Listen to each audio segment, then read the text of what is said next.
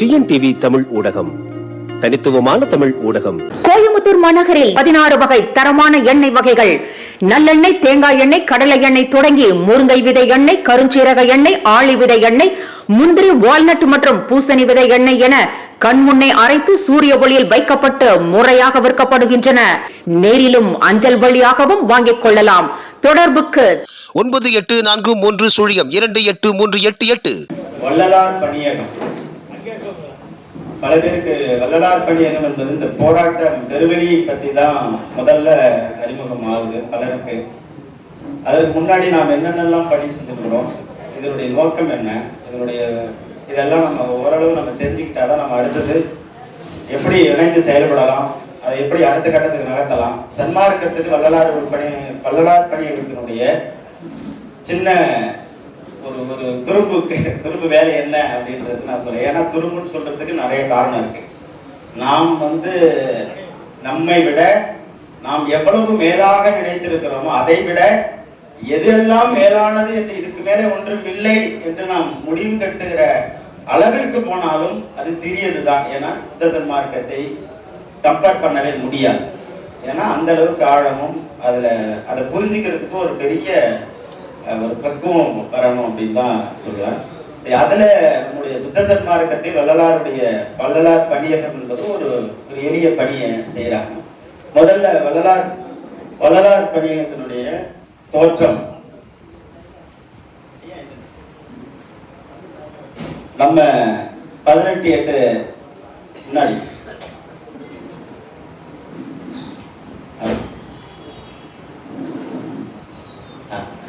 18/8/2021 தான் நம்ம வள்ளலார் பணியகம் அப்படின்ற ஒரு அமைப்பு உருவாகுது.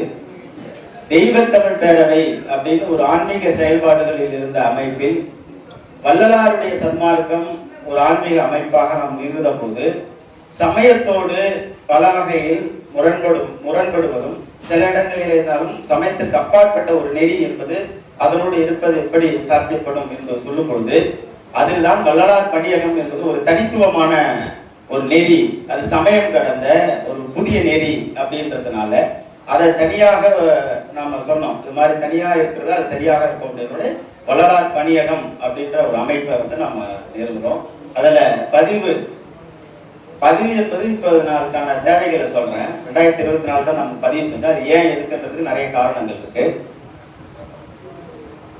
இப்ப நம்ம வள்ளலார் பணியகத்தோட நோக்கம் எதுக்காக நான் செயல்படுறோம் அப்படின்னு இன்னி வரைக்கும் நம்ம என்ன பண்ணிட்டு இருக்கிறோம் அப்படின்றது முதல்ல வள்ளலாருடைய சுத்த சன்மார்க்க நெறியை உலகம் முழுவதும் பல்வேறு வடிவங்களில் பரப்புதல். இது ஒரு முதன்மையான நோக்கம். இந்த பணிகளை இது நோக்கம். இனிமே நாங்க என்ன செஞ்சிருக்கிறோம்ன்றது சொல்லும் பொழுது உங்களுக்கு இதனுடைய கண்டினியூட்டி அங்க வரும். அதனால அதை பார்த்துக்கலாம். முதல்ல சுத்த சன்மார்க்கத்தினுடைய நோக்கம், நம்மளுடைய வள்ளலார் பணியகத்தின் நோக்கம் உலகம் முழுவதும் சுத்த சன்மார்க்க நெறியை பல்வேறு வடிவங்களில் பரப்புதல் என்பதுதான் முதன்மையானது. இரண்டாவது, தமிழ்நாட்டு பல்கலைக்கழகங்கள் உயராய்வு மையங்களில் வள்ளலார் ஆய்வு இருக்கைகள் நிறுவனம். இது ஒரு முக்கியமானது. நீங்க கல்வி ரொம்ப முதன்மையானது. கல்வியில நீங்க ஒரு விஷயத்தை நீங்க புகுத்திட்டீங்கன்னா அது கடைசி வரைக்கும் அப்படியே இருக்கும். அப்ப ரிசர்ச் சென்டர், அதாவது ஒவ்வொரு இடத்துலயும் உயராய்வு மையங்கள் இருக்குது. நாம இதுக்கு முன்னாடியே வள்ளலார் பெருவிழாவை பொதுவிலே நடத்தும் போது நடந்து ஒரு கோரிக்கை வச்சோம். தைப்பூச விழாவிற்கு விடுமுறை அறிவிக்க வேண்டும் சொன்னோம். அதே போல அந்த அரசு அதை நிறைவேற்றுச்சு. அதே போல உலக தமிழ் ஆராய்ச்சி கழகத்துல வள்ளலார் இருக்கை சேர் என்று சொல்லுவோம். அது சேர்னா ஒரு அமௌண்ட் நம்ம கட்டி அந்த சேர் நிறுவப்பட்டுருச்சுன்னா ஒரு பல்கலைக்கழகத்திலேயோ ஒரு உயராய்வு மையத்திலேயோ இந்த சேர் என்பது ஒண்ணு நிறுவப்பட்டுருச்சுன்னா அதுல ஒவ்வொரு ஆண்டும் ஆய்வு அறிக்கைகள் வந்தே வரணும். அப்படியான ஒரு செட்டப் இன்னைக்கு இருக்குது. அப்ப இந்த இடத்துல போய் நம்ம வள்ளலார் சேரை வச்சுட்டோம் அப்படின்னா பல விஷயங்களை ஒரு வருஷத்துக்கு குறைஞ்சபட்சம் ஒரு 20-30 ஆய்வுகள் கம்பல்சேஷனா வரும். புதிய சித்தாந்தங்கள் வரும், புதிய கருத்துக்கள் வரும். பழைய கருத்துக்கள் போல இன்னைக்கு நாங்க பாக்குறது இல்லை இளையோர்கள். அது நாங்க வேற மாதிரி அந்த நெறிய பாக்குறோம் அப்படின்றதுல இன்னைக்கு நிறைய விஷயம் வந்துடுச்சு. அதனாலதான் நம்ம இந்த கோரிக்கையை சொல்றோம். அடுத்தது வள்ளலாரின் சுத்த சன்மார்க்கின் கருத்துக்களை முறையாக வடிவமைத்து வள்ளலாரிய கல்வி, வள்ளலாரிசம் எஜுகேஷன் எனும் கல்வி திட்டத்தை உருவாக்கி பள்ளி, கல்லூரி மற்றும் பல்கலைக்கழகங்கள் நிறுவுதல். நான் ஏற்கனவே சொன்னேன், அந்த சேர் என்பது ஒரு டிபார்ட்மெண்ட் போல, ஒரு துறை. பல கல்லூரியில பல துறை இருக்குது, தமிழ் இலக்கியம் இந்த மாதிரி இருக்குது. அதுல ஒரு திட்டமா தான் அந்த ஆய்வு இருக்கு. நான் சொல்றது கரிக்கம், கலை திட்டம் என்றது ஒரு செட்டப் ஆஃப் வேதிக் எஜுகேஷன் சொல்றோம்ல, அது மாதிரி வள்ளலாரியம் எஜுகேஷன். அந்த நீ அது ஒன்னாவதுக்கும் அந்த அந்த தரத்துல இருக்கும். ரிசர்ச் செல்லக்கூடிய ஒரு பெரிய ஆய்வு, அதாவது அணுவை பத்தி ஆய்வு செய்யும் போது அவங்களுக்கும் அது பெரிய பயனா இருக்கும். அது மாதிரியான ஆய்வு திட்டத்தை, அதாவது மொத்தத்தையும் நாம அந்த வள்ளலாரியத்துல கொண்டு வர போறோம். எஜுகேஷன் என்பது வெறும் பாடம் மட்டும் இல்ல, அவர் என்ன சொன்னார் பண்ணார் மட்டும் கிடையாது. அவர் என்னென்ன அவருடைய படிநிலை, எப்படி ஒன்னாவதுல என்ன சிலபஸ் படிக்கிறோம், ரெண்டாவதுல என்ன சிலபஸ் படிக்கிறோம், மூணாவது என்ன பாடத்திட்டம் படிக்கிறோம் அப்படின்னு வகுப்பு வாரியாக கல்வி ஒவ்வொரு ஒரு டிபார்ட்மெண்ட் வைஸாகவும் நம்மளால அந்த கரிக்குலம் வீட்டாவை நம்மளால உருவாக்க முடியும். அந்த எஜுகேஷன் சிஸ்டத்தை உருவாக்க முடியும். அதனோட சின்ன படியை தான் நம்ம தொடங்கி இருக்கிறோம். அந்த பணி அடுத்து இது ஒரு முக்கியமானது. வள்ளலாரியம் ஜீவகாருண்யம் என்ற கோட்பாடு இருக்குல்ல, அது அந்த அந்த அந்த கோட்பாட்டுக்குள்ள வெறும் பசியாற்றுதல், உயிரிறக்கம் என்பது என்ற அந்த ஒரு புள்ளியில் இருந்து, உயிரிறக்கம் என்ற ஒரு புள்ளியில் இருந்து நீங்க எல்லாவற்றையும் டைமென்ஷன்ல பார்க்க முடியும்.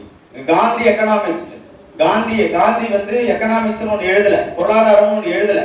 ஆனா அவர் சொன்ன கருத்துக்களை வச்சு ஜேசி குமரப்பா அவர்கள் அடுத்து வரக்கூடிய ஜேசி குமரப்பா ஒரு காந்தியன் எக்கனாமிக்ஸ் உருவாக்குனார், காந்திய பொருளாதாரம் உருவாக்குறார். காந்தியின் எத்திக்ஸ் சொல்றாரு.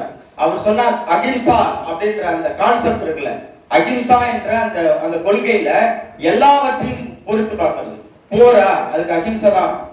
கணவன் மனைவிக்குள்ள இருக்கிற உறவா, அதுக்கு அகிம்சை தான். பக்கத்தை விடா, அதுக்கும் அப்படி டைப் எல்லாத்தையும் ஒரு இன்டகிரேட்டட் சிஸ்டமா மாத்திர முறை இருக்குல்ல, அது போல வள்ளலாரியத்தில் அவ்வளவு கண்டென்ட் இருக்குது. அதுல முக்கியமான நான் பார்த்த வரையில வள்ளலாருடைய நேச்சுரலிசம்ன்றது நீங்க அது ஒரு பெரிய கான்செப்ட். இப்ப நம்ம பேச முடியாது, ஏன்னா அவ்வளவு பெரிய டீப் அண்ட் எடுத்தது. இயற்கையை பற்றிய அறிவு, அது ஆன்மீகம் இல்ல, இயற்கை பற்றிய அறிவு அது வேற. ஆன்மீகம் வேற, இயற்கை பற்றிய அறிவு வேற.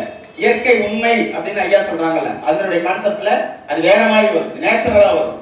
எதுவுமே இங்க எந்த சடங்கு வராது, எந்த கடவுள் தத்துவம் வராது. பியூரா, அதாவது எப்படி சொல்றது, மொத்தமா நேச்சரை பத்திய இசம். அது பேரு இயற்கை இயல். மொழியியல் கான்செப்ட், அதாவது லாங்குவேஜ் சொல்லுவோம்.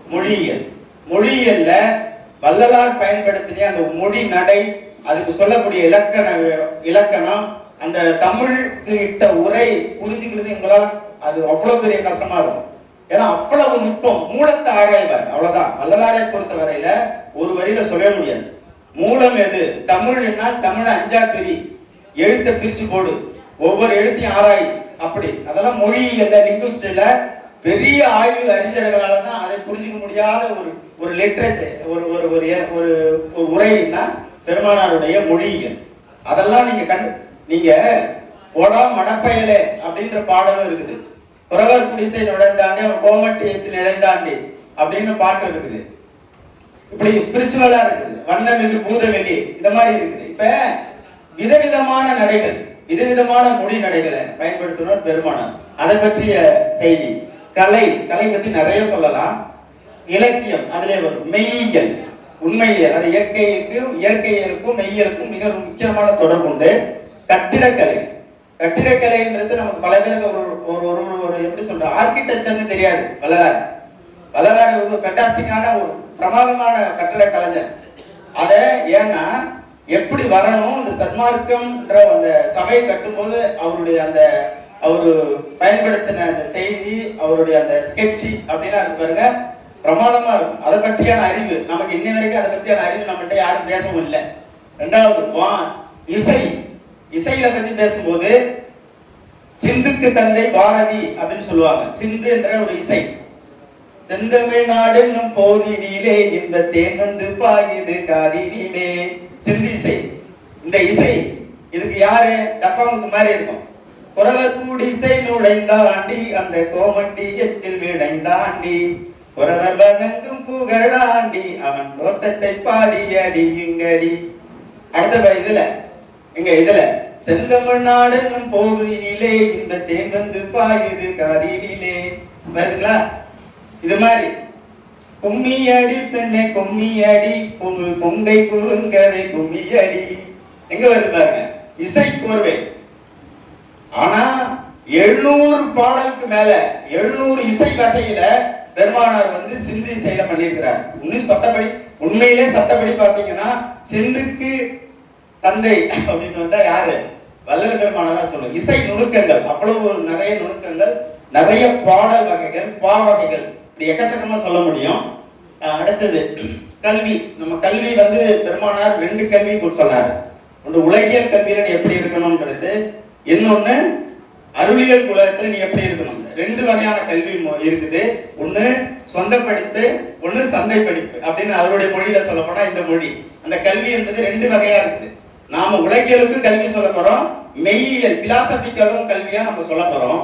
அடுத்தது மருத்துவம். மருத்துவத்துல ஒரு முக்கியமான செய்தி அடுத்தது நான் சொல்றேன், அதுல வரும்போது சொல்றேன். அறிவியல். மிகச்சிறந்த அறிவியலாளர் வள்ளலார். அதுல ஒரு துளியை மட்டும் எடுத்து அறிவியலாளர் வள்ளலார் ஒரு நூல்ல சொல்லியிருக்கிறேன். காரணம் என்னன்னா,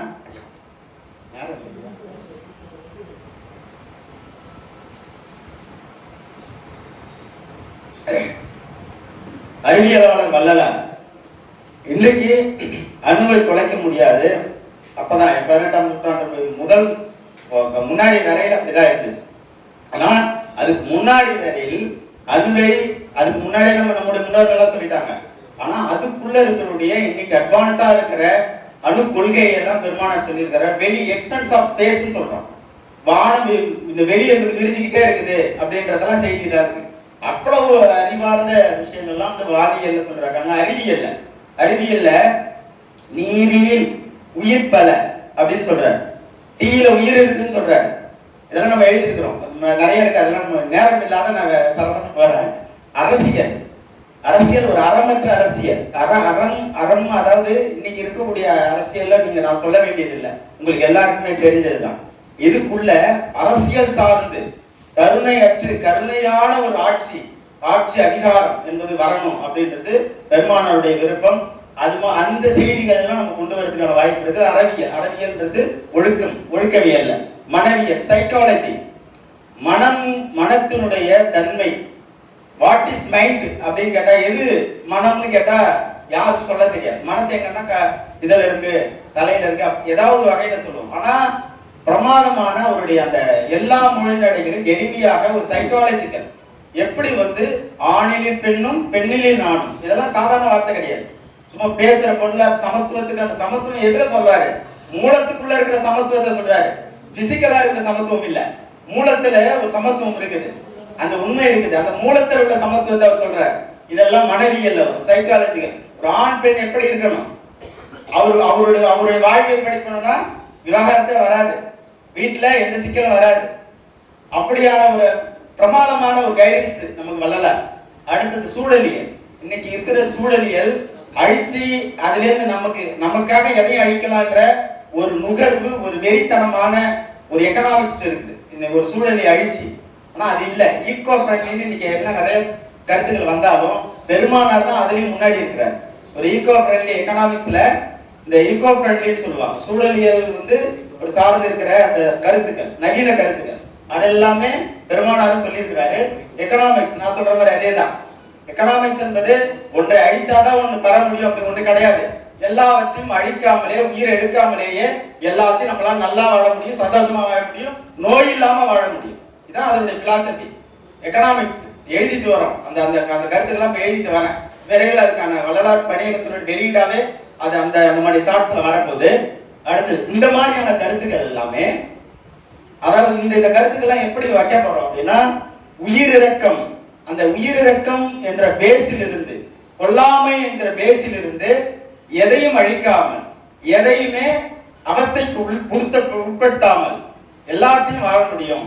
நீங்க சொல்லலாம், அதெல்லாம் அடுத்தது நான் சொல்றேன். வேளாண்மையில உழுதுந்தா வேளாண்மை பண்ணணும்னு அவசியம் இல்லை, உழாமலே வேலை செய்ய முடியும். எல்லாம் இருக்குது, அதெல்லாம் இன்டகிரேட்டட் வந்துருச்சு. நாம இந்த இதெல்லாம் கொண்டு வர போறோம், அதுதான் சொல்ல வரேன். இந்த எக்கனாமிக்ஸ, வள்ளலார் எக்கனாமிக்ஸ் இருந்தாலும் சில ஜீவகாருண்ய எக்கனாமிக்ஸா இருந்தாலும் நாம அதை கொண்டு வரதுக்கான வேலைகள் நடந்துட்டு இருக்குது அப்படின்ற இதெல்லாம் நம்மளுடைய முதன்மையான நோக்கங்களா இருக்கு. நெக்ஸ்ட் நான் இப்ப சொன்னதுல இதுதான் ஜீவகாருண்யம்ன்றது அடிப்படை. இந்த ஜீவகாருண்யத்திலிருந்து அரசியல் எப்படி ஜீவகாருண்ய அரசியல் ஒண்ணு இருக்குது. நம்ம ஓட்டு அரசியல் அந்த ஓடு இந்த போடுமா, அதை போட்டா போகுமா, இவ்வளவு இந்த கூட்டம் போகுமா, இந்த அரசியல் கிடையாது. இது வேற அரசியல். நான் மூல அரசியலை சொல்றேன். இந்த அரசியல் இருந்து உயிர் இரக்கம் என்ற அரசியல் இருந்து மெய்யியல் வரும். மெய்யிலிருந்து இயற்கை, அதிலிருந்து வானியல், அதிலிருந்து அறிவியல், இப்ப நம்ம சொன்னது மருத்துவம், அதிலிருந்து அறவொழுக்கம், மொழி, இலக்கியம், இசை, இப்படி எல்லாவற்றையுமே ஜீவகாருண்யம் என்ற ஒற்றை புள்ளியிலிருந்து தொடங்கும். இதுல நீங்க தமிழ் மொழின்னா இப்ப நமக்கு என்ன ஆயிடுச்சுன்னா, தமிழை பத்தி பேசினாலே ஒரு பெரிய உணர்ச்சியாளர்ப்பா, வெறி பிடிச்சவன்பா, பிரிவினைவாதிப்பா அப்படின்னு பேசக்கூடியவர்களா இருக்கேன். அப்படி பேசினா அவர்கள் மடையர்கள், முட்டாள்கள், அல்லது அறியாமையில் இருக்கிறவர்கள். இதான் நான் சொல்லுவேன். ஏன்னா என்ன காரணம்னா, ஒரு உண்மை இருக்குது. அந்த உண்மை எதுவா இருக்குதுன்னா மொழியா இருக்குது. ஒரு விதை மரமாவும் இருக்குது, காயாவும் இருக்குது, கனியாவும் இருக்குது. ஒண்ணுதான், ஒரு விதை தான், இலையாவும் இருக்குது. இப்ப புரிஞ்சுக்க முடியுதா? அதுதான். அது மாதிரி தமிழ்னு என்னன்னு கேட்டீங்கன்னா அது மொழி இல்லை. உலகியலுக்கு ஐயா சொல்றாரு சிறப்பியல் மொழின்னு. உண்மை என்ன தெரியுமா இருக்கு? அதுக்கு இயற்கை உண்மையே தமிழ் அப்படின்னு சொல்றாரு. நீங்க ஆதாரத்தோட சொல்றேன், நீங்க இதுல படிக்க. அதனாலதான் இயற்கை உண்மை என்றும் இயற்கை சிறப்பியல் மொழி என்றும் வள்ளலார் அழைத்த தமிழ் மொழியை வளர்த்தல். இந்த மொழியை நீங்க நேசிக்கும் பொழுது, இந்த மொழியோடு உறவாடும் பொழுது உங்களுக்குள்ளாகவும் உங்களுடைய மனமும் சாந்தம் அடையும். சாந்தம் போல, அதாவது தமிழ் போல சாந்தம் மிக்கதுன்னு பதிவு செய்யறாரு ஐயா. நீ தமிழை நல்லா தெளிவா படிச்சுன்னா உன் மனசு சாந்தமாயிடும். நான் சொல்லலைங்க, ஐயா சொல்றாரு. நான் அப்படியே எடுத்து உங்களுக்கு அப்படியே கன்வெர்ட் பண்ணி கொடுக்குறேன். அவ்வளவுதான் என் வேலை. இதை முதன்மையா இருக்கு. நீங்க சொல்ற மாதிரி தமிழ் என்பது மொழி அப்படின்னு நீங்க வச்சீங்கன்னா அது நான் பொறுப்பு இல்லை. தமிழ் என்பது இயற்கை உண்மை. அதுதான் இறை என்கிற இயற்கையில் இருக்கிற மறைப்பை எளிமையாக விளக்கி உண்மையை காட்டுகிற ஒரே மொழி தமிழ் தான். எனவே அதை நம்ம விட்டுட்டு நீங்க வேற எதையும் தேடிங்கன்னா கடைசி வரைக்கும் இப்படியே போயிட்டு இருக்க வேண்டியதான். ஒண்ணுமே இலக்கு அடையாமலே போக வேண்டியதான். அப்ப அதுக்குள்ள இருக்கிற உண்மையை புரிஞ்சுக்கணும், மெய்மையை புரிஞ்சுக்கணும். நெக்ஸ்ட் ரொம்ப முக்கியமானது, இருக்கிற சித்தாந்தங்கள் எல்லாமே இருக்குது. மார்க்சியம் இருக்குது, சோசியலிசம், இது மாதிரி நிறைய இருக்குது, கம்யூனிசம் இருக்குது. எல்லாம் சமத்துவத்தை நோக்கி தான் ஓடுது. ஒன்று அவங்களுடைய பொருளாதாரம், கடவுள் இல்லை என்ற ஒரு கோட்பாட்டில் இருந்து மக்களுக்கான விஷயத்த சொல்றாங்க. இறை இல்ல, இங்க எல்லாம் சமம் அப்படின்னு தான், எல்லாம் சமத்துவத்தை தான் நோக்கி போறாங்க. ஆனா சொல்லக்கூடியதெல்லாம் நாம சமூகத்துக்கு சரியா இருக்குதானா இல்ல. ஏன் எல்லாம் அப்படிதான் இருக்கான். தத்துவத்தில் சொல்லும் போது மாயையில இருக்குது. மாயை எப்பொழுதும் தீராது. முப்பொருள் இருக்கிறது சித்தாந்தத்தை சொல்லக்கூடிய செய்தி ரொம்ப ஆழமானது. அதெல்லாம் பிறகு பேசுவோம்.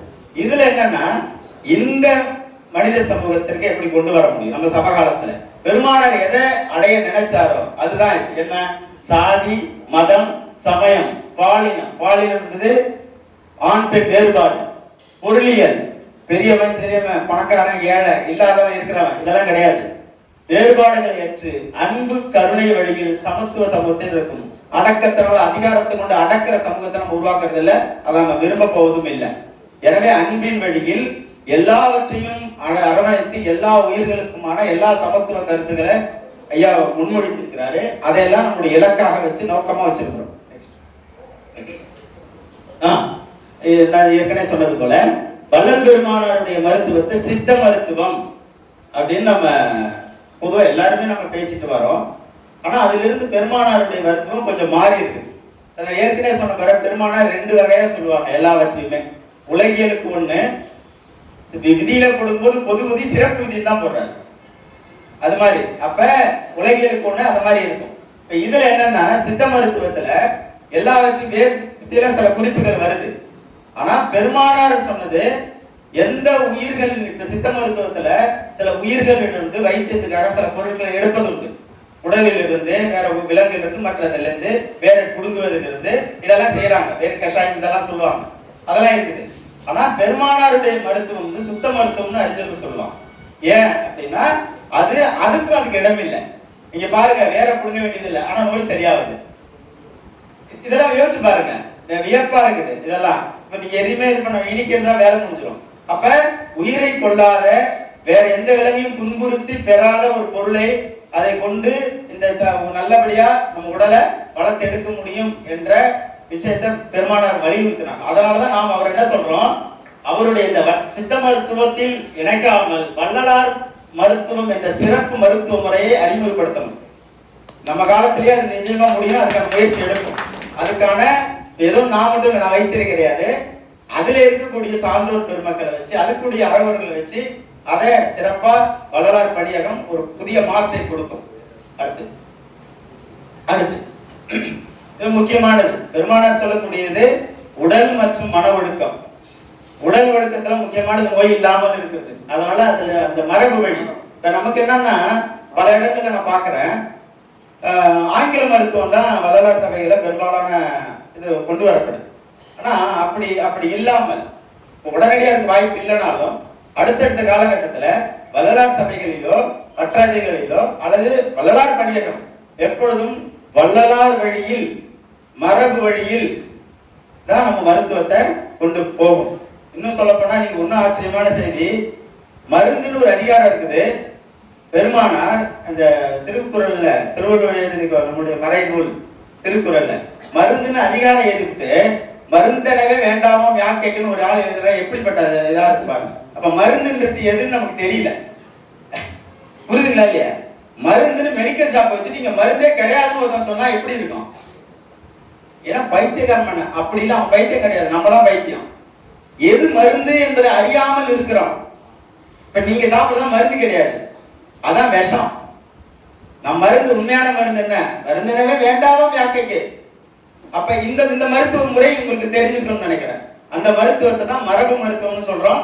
அதுதான் பெருமானார் வேற வழியில சொல்றாரு. அடுத்து இதுதான் இந்த முக்கியமான செய்தி. இது ஒரு பெரிய செய்தி. இது ஆனா சுருக்கமா சொல்லிடலாம். இந்த மண்ணை மாசுபடுத்தாம நச்சுப்படுத்தாம ஒரு உற்பத்தி முறை செய்ய முடியுமா? முடியும், நிச்சயமா முடியும். நீ ஜீவகாரணியம் பேசிட்டு என் வீட்டு வேலை நான் பூச்சி மருந்து போட்டோம்னா பூச்சை பண்ணிட்டு அப்புறம் என்னத்துக்கு நீ புரிஞ்சுக்க முடியுதுங்களா? தப்பு இல்ல. இப்படி ஒரு இருக்குது, இது மாற்றம் கொடுக்கணும்ன்ற. இதை செய்யாதானே எதை செய்யணும்னு சொல்லணும்ல. இதை செய்யாதானே நீ எது செய்யணுமோ அது நடந்துட்டு இருக்கோம். ஒரு பையனுக்கு இதை செய்யாதப்பான்னு சொன்னா வேற இது விளையாடாத, இப்ப என்ன விளையாடுன்னு கேட்பான். அதுக்கு நீ ஆல்டர்னேட்டிவ்னா திரும்ப அதெல்லாம் விடுவோம். இப்ப நம்ம குறைபாடு தான், உழவர்கள் குறைபாடு இல்லை. அதை நம்ம தெரிஞ்ச விஷயம் தெரிஞ்சாக்கள் தான் அந்த நோயை தீர்க்கணும். அதுக்கு என்ன மருந்து அப்படின்னா நம்ம இதுதான் மருந்து. அப்ப இயற்கை வழியில் மண்ணை மாசுபடுத்தாத என்ன வேளாண் முறைகளை, வள்ளலார் வழி வேளாண் முறைகளை நம்ம உண்டு பண்ணணும். அதுதான் இப்ப நம்ம முருகனையெல்லாம் அதெல்லாம் தொடர்ந்து செஞ்சுட்டு வர மாற்ற கொடுத்துட்டு தான் பேசுறோம், நோக்கத்தை வச்சிருக்கிறோம். அடுத்தது வரும்போது சொல்லணும் எல்லாத்தையும் செஞ்சுட்டு இருக்கிறோம், ஏதோ சும்மா இல்லை. இப்ப நான் சொல்றது எல்லாமே நடைமுறையில ஒரு டெக்ஸ்டாவோ சின்ன சின்ன வழியில நாங்க நடைமுறைப்படுத்திட்டு வர செய்தியை தான் நான் சொல்லிட்டு இருக்கிறேன். அடுத்து இப்ப நம்ம இதை சொல்லியாச்சு. இது என்னன்னா காசுனாலே அது வேற வழியில தான் இப்ப இன்னைக்கு அதான் இந்த இயற்கையை அழிச்சுதான் நமக்கு வர வேண்டியது இருக்குது. அது இல்லை, அது மாற்று பொருளாதார முறையை நம்ம கொடுக்கிறோம். எப்படி எதையும் அழிக்காம எதையுமே ஒரு எந்த அவத்தைக்கும் எந்த உயிரும் உட்படுத்தாத ஒரு எக்கனாமிக்ஸை வடிவமைக்க முடியும்னா முடியும். அதான் நம்ம பண்ணிட்டு வரோம். அதுக்கு என்னென்ன சாத்தியக்கூறு அப்படின்ற ஒற்றை வைக்கோன்றதுல ஜப்பான்ல ஒரு ஐயா செஞ்சார்ல, அந்த புத்தகம் படிச்சிருப்பீங்கன்னு நினைக்கிறேன். அதெல்லாம் விதையெல்லாம் கிடையாது, உழுவுறதெல்லாம் கிடையாது, மரதெல்லாம் உழுவுறதெல்லாம் கிடையாது. நிறைய இருக்குது, நம்ம மரபுலேயே இருக்குங்க எல்லாமே. நம்ம வெளிநாட்டை கூட தேவை வேண்டியது. நம்ம மரபை ஊன்றி இலக்கியங்களை படிச்சாலே நம்ம அறிவு நமக்குள்ளதான் இருக்குது, வேற எங்கேயும் இல்லை. எங்க சொல்லுவாங்க ஒரு இதுல தஞ்சை பெரிய கோயில் எப்படியா கட்டினாங்க அப்படின்னு ஆய்வு செஞ்சுட்டு அறிஞர்கள் வந்தாங்களாம். வந்துட்டு எல்லாத்தையும் அப்படியே ஆய்வு பண்ணிக்கிட்டே வரும்போது கடற்கரை ஓரமா வந்திருக்கிறாங்க. கடற்கரை ஓரமா வந்தவுடனே நம்ம பிள்ளைக்கெல்லாம் அப்படியே இந்த கோயில் கட்டுவாங்க, மணல் வீடு. அப்படியே கடற்கரை மணல் வீட்டை பூச்சி சைடுல அந்தாண்டி இந்தாண்டியும் 2 பேர் 4 பேர் உட்காந்துட்டு நோண்டுவாங்க. அப்புறம் 4 பேருக்கு அடியில போய் கை கொடுத்துக்கிறது. இதெல்லாம் நம்ம விளையாண்டுருப்போம், சின்ன பிள்ளைகள் விளையாடும். அது செய்யறது மட்டும் இல்ல, செஞ்சு அப்படியே ஒரு பெரிய உருளையை தூக்கி அதுல வைப்பான் மேல. பார்த்தேன்னு வச்சுக்கீங்களேன், அப்படியே இருக்கும். அந்த ஸ்ட்ரெச்சரும் இதையும் பாருங்க ஒரே மாதிரி இருக்கும். இது யாரும் சொல்லி கொடுத்து வருது இல்லை, இந்த ரத்தத்துல இந்த மரபுல தானா வருது. மரபை தூண்டி விட்டா போதும், அது மட்டும் வெளில வந்து இவ்வளவுதான். இது பேர் ஆர்கிடெக்சர்லாம் ஒன்றும் படிக்க வேண்டியது. சொல்றேன், ஏன்னா இயற்கையில உண்மை இருக்குது. எவன் அதை உணர்ந்துக்கிறானோ அவனுக்கு அந்த செய்தி வெளிப்பட்டு வெளியே பண்ணிட்டு வந்துடுறான் வெளியில. அவ்வளவுதான் செய்தி. இது இன்னைக்கு பெரிய வேலை வாய்ப்பு. நான் அடிக்கடி சொல்றது உண்டு, பசியாற்றுதல் ஒரு முக்கியமான அறம். அதுல ஒண்ணுமே இல்லை. எத்தனை காலத்துக்கு நீங்க சாப்பாடே சாப்பிட்டு போட்டுட்டு இருந்தீங்க? எமர்ஜென்சிக்கு, அவசரத்துக்கு தான். ஒரு ஊர்ல ஹாஸ்பிட்டல் நிறைய வந்துகிட்டே இருக்கு. ஹாஸ்பிட்டல் நிறைய வந்துகிட்டே இருக்கு. அப்ப என்ன அர்த்தம்? ஒரு ஊர்ல ஹாஸ்பிட்டல் குறைஞ்சிக்கிட்டே வருது. என்ன அர்த்தம்? கொஞ்சிட்டு முடிச்சுச்சா? இப்ப என்னன்னா, உணவளித்தல் அந்த அவத்தை, அந்த நிகழ்வு, அதை நம்ம கொடுக்கணும். ஆனால் இதனுடைய இலக்கு எப்படி? அடுத்து யோசிக்கணும். அடுத்து இன்னைக்கு உலகிற்கு வேற மாதிரி வந்துருச்சு. என்ன செய்யணும்?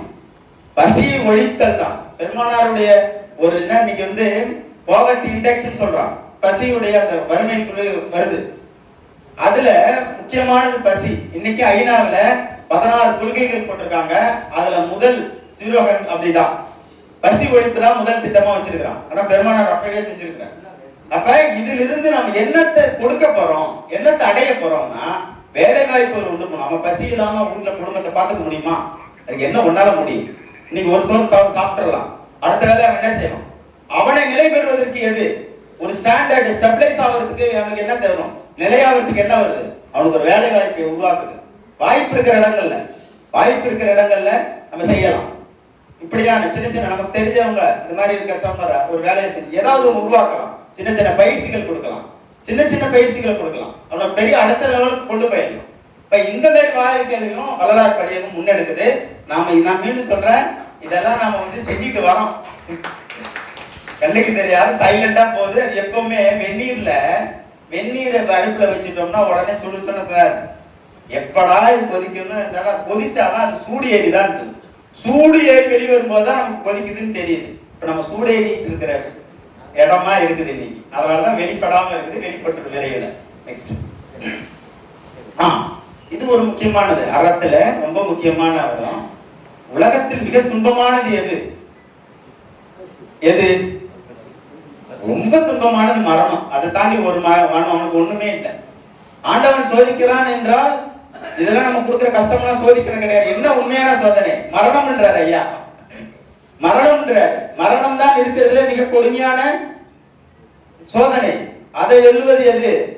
அதுக்கு அடுத்தாப்புல, மரணத்திற்கு அடுத்தாப்புல எதிராக கடுமையான சோதனை என்றால் பசிதான்.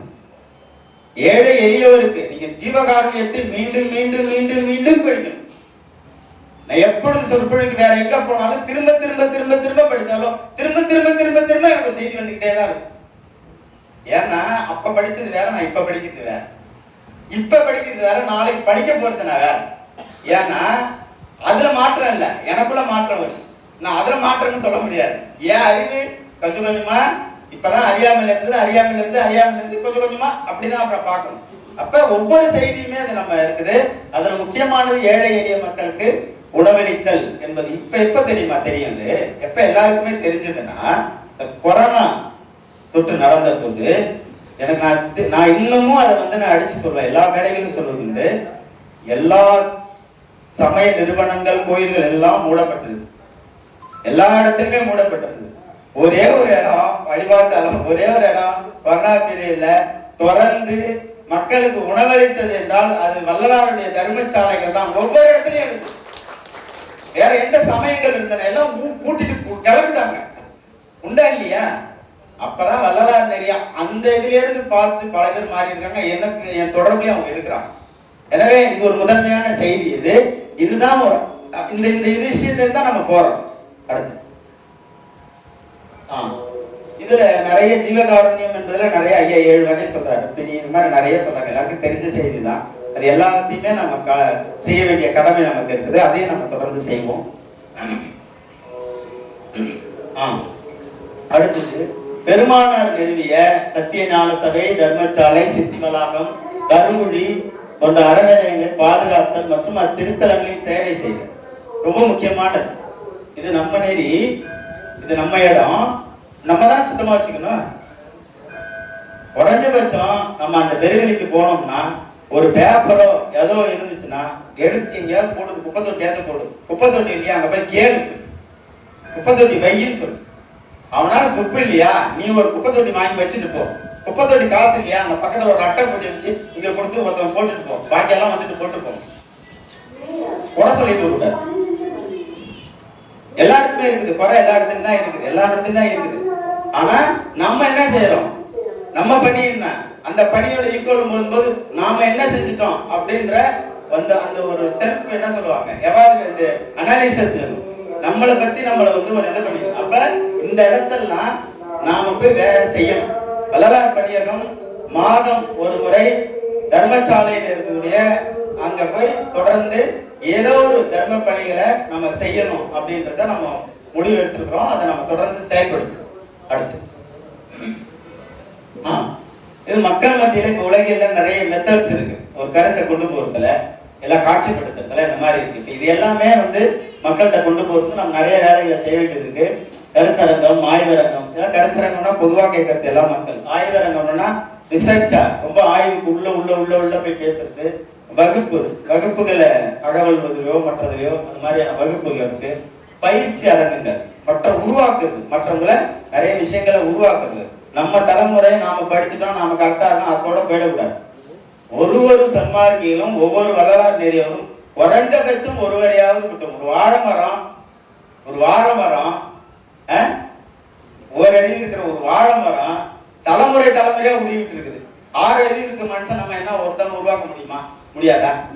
ஒரு ஆள் சொல்ற முடியும். முயற்சி செஞ்சா முடியும். தெய்வத்தால் ஆகாதெனினும் முயற்சிதல் மெய்வரத்து கொளிதல். அடுத்து நான் வியப்புற செய்தி, வள்ளலார் காலத்துல எவ்வளவு சமய புராணங்கள், இதிகாசங்கள், அது இது லொட்டு எம்மம்மா இருந்துச்சு. ஐயா அதெல்லாம் சொல்லவே இல்லைங்க மக்களுக்கு. எதையுமே நீ சொல்லல பொதுமக்களுக்கு. உன் இதெல்லாம் போடாத, நீ வா, இதெல்லாம் போய் தொலையாதவா, இப்படியே போய் போகாதங்க, வா படி, எதை திருக்குறள் எடுத்து படி. ஆசிரியர் கூட நடத்தினாங்க. எனக்கு தெரிஞ்ச அருளாளர்கள்ல இந்த சமயம் கடந்த நெறியில அதுல இருக்குது. சாகா கல்வி அதனுடைய அதிகாரத்துல இருக்குது. திருக்குறள்ல இருக்குப்பா, அதை படிச்சு ஒரு நல்ல அறிஞர்கிட்ட தெரிஞ்சு கத்துக்கப்பா அப்படின்னு சொல்லிட்டு போனாரு.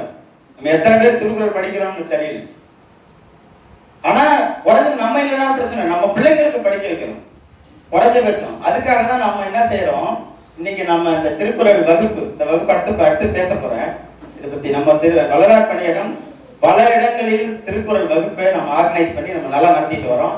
சக்சஸ்ஃபுல்லா முருகன்குடியில சிறப்பா நடத்திட்டு இருக்கோம். எல்லாம் நீங்க வந்து ஒரு நாள் நீங்க டெஸ்ட் பண்ணாலும் வாங்க, எங்க பிள்ளைங்களை பாருங்க, எல்லாத்தையும் கேள்வி கேளுங்க.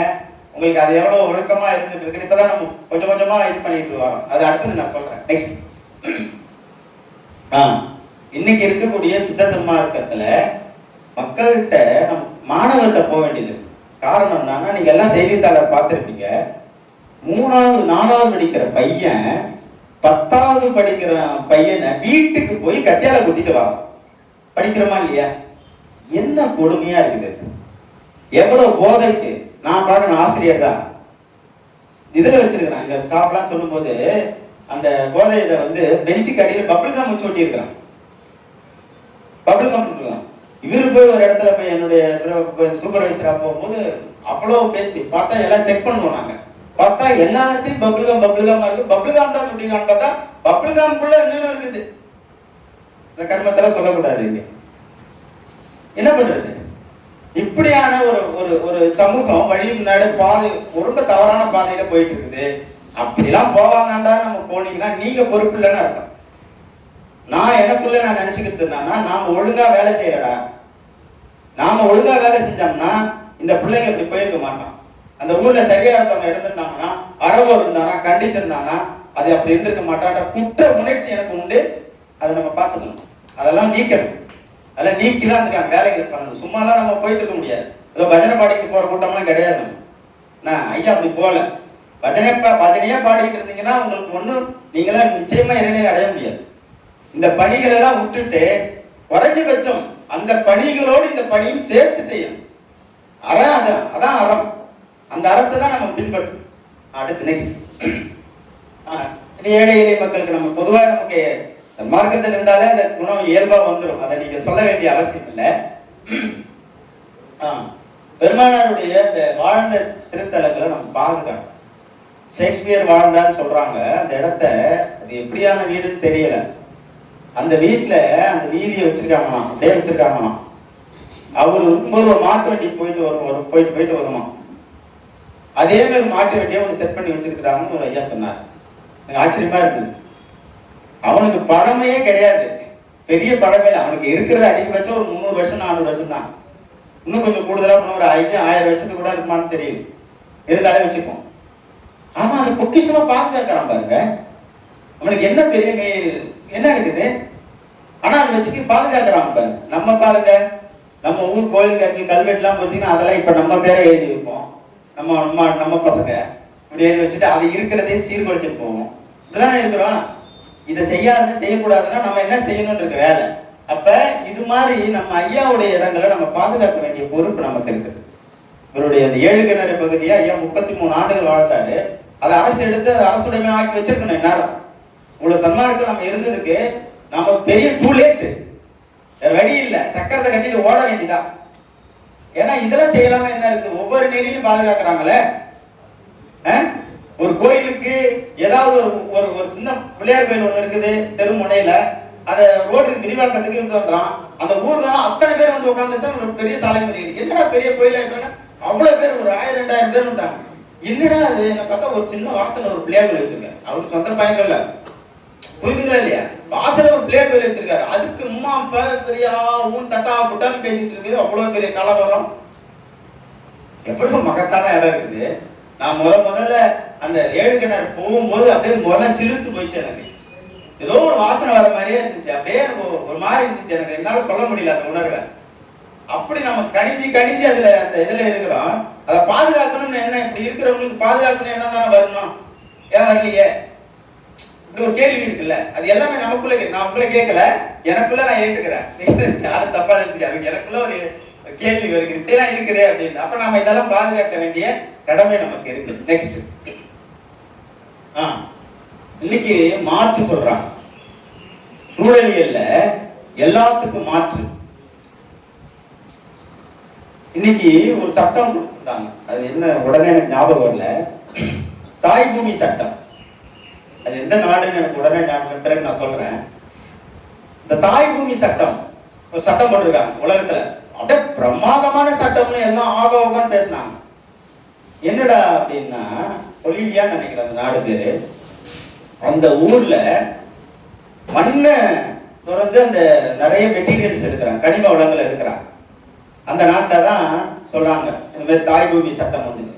என்ன, பூமியை சுரண்டாத, அளவுக்கு பேர் சுரண்டக்கூடாது, அதுக்கும் உணர்வு இருக்கு, அதை நம்ம பண்ணக்கூடாது அப்படின்னு சொல்லுவாரு. நம்ம மரபுல அப்படித்தான். நம்மாடுவார் சொல்லுவாரு, தண்ணீரை வந்து உள்ளேதே எடுக்காத, வெளியில இருக்க தண்ணீரை சாப்பிடணும் அப்படின்னு. நீயா அதை போய் நோன்ற அப்படின்னு, சரியான முறை இல்லை அப்படின்னு. உண்மைதாங்க. பெருமானாருடைய ஜீவகாரண்யத்தின் உச்சம் எது? ஒரு கதையின் வாயிலா விளக்குற, எல்லா கதையும் பண்ணியிருக்கிறான். கடைசி என்ன, ஜீவகாருண்யம். இப்ப நாம இவ்வளவு அற செயல்களை செஞ்சு இறுதிக்கு என்ன மனநிலையை கொண்டு வர போறோம் அப்படின்னா, ஒரே ஒரு நிலை தான், உயிரற்றதையும் உயிராக பார்க்கிற மனபாவம், மனநிலை. அதுவே சுத்த சன்மார்க்கத்தில் வடிவம். அந்த வடிவம் தான். நீங்க யோசிச்சு பாருங்க.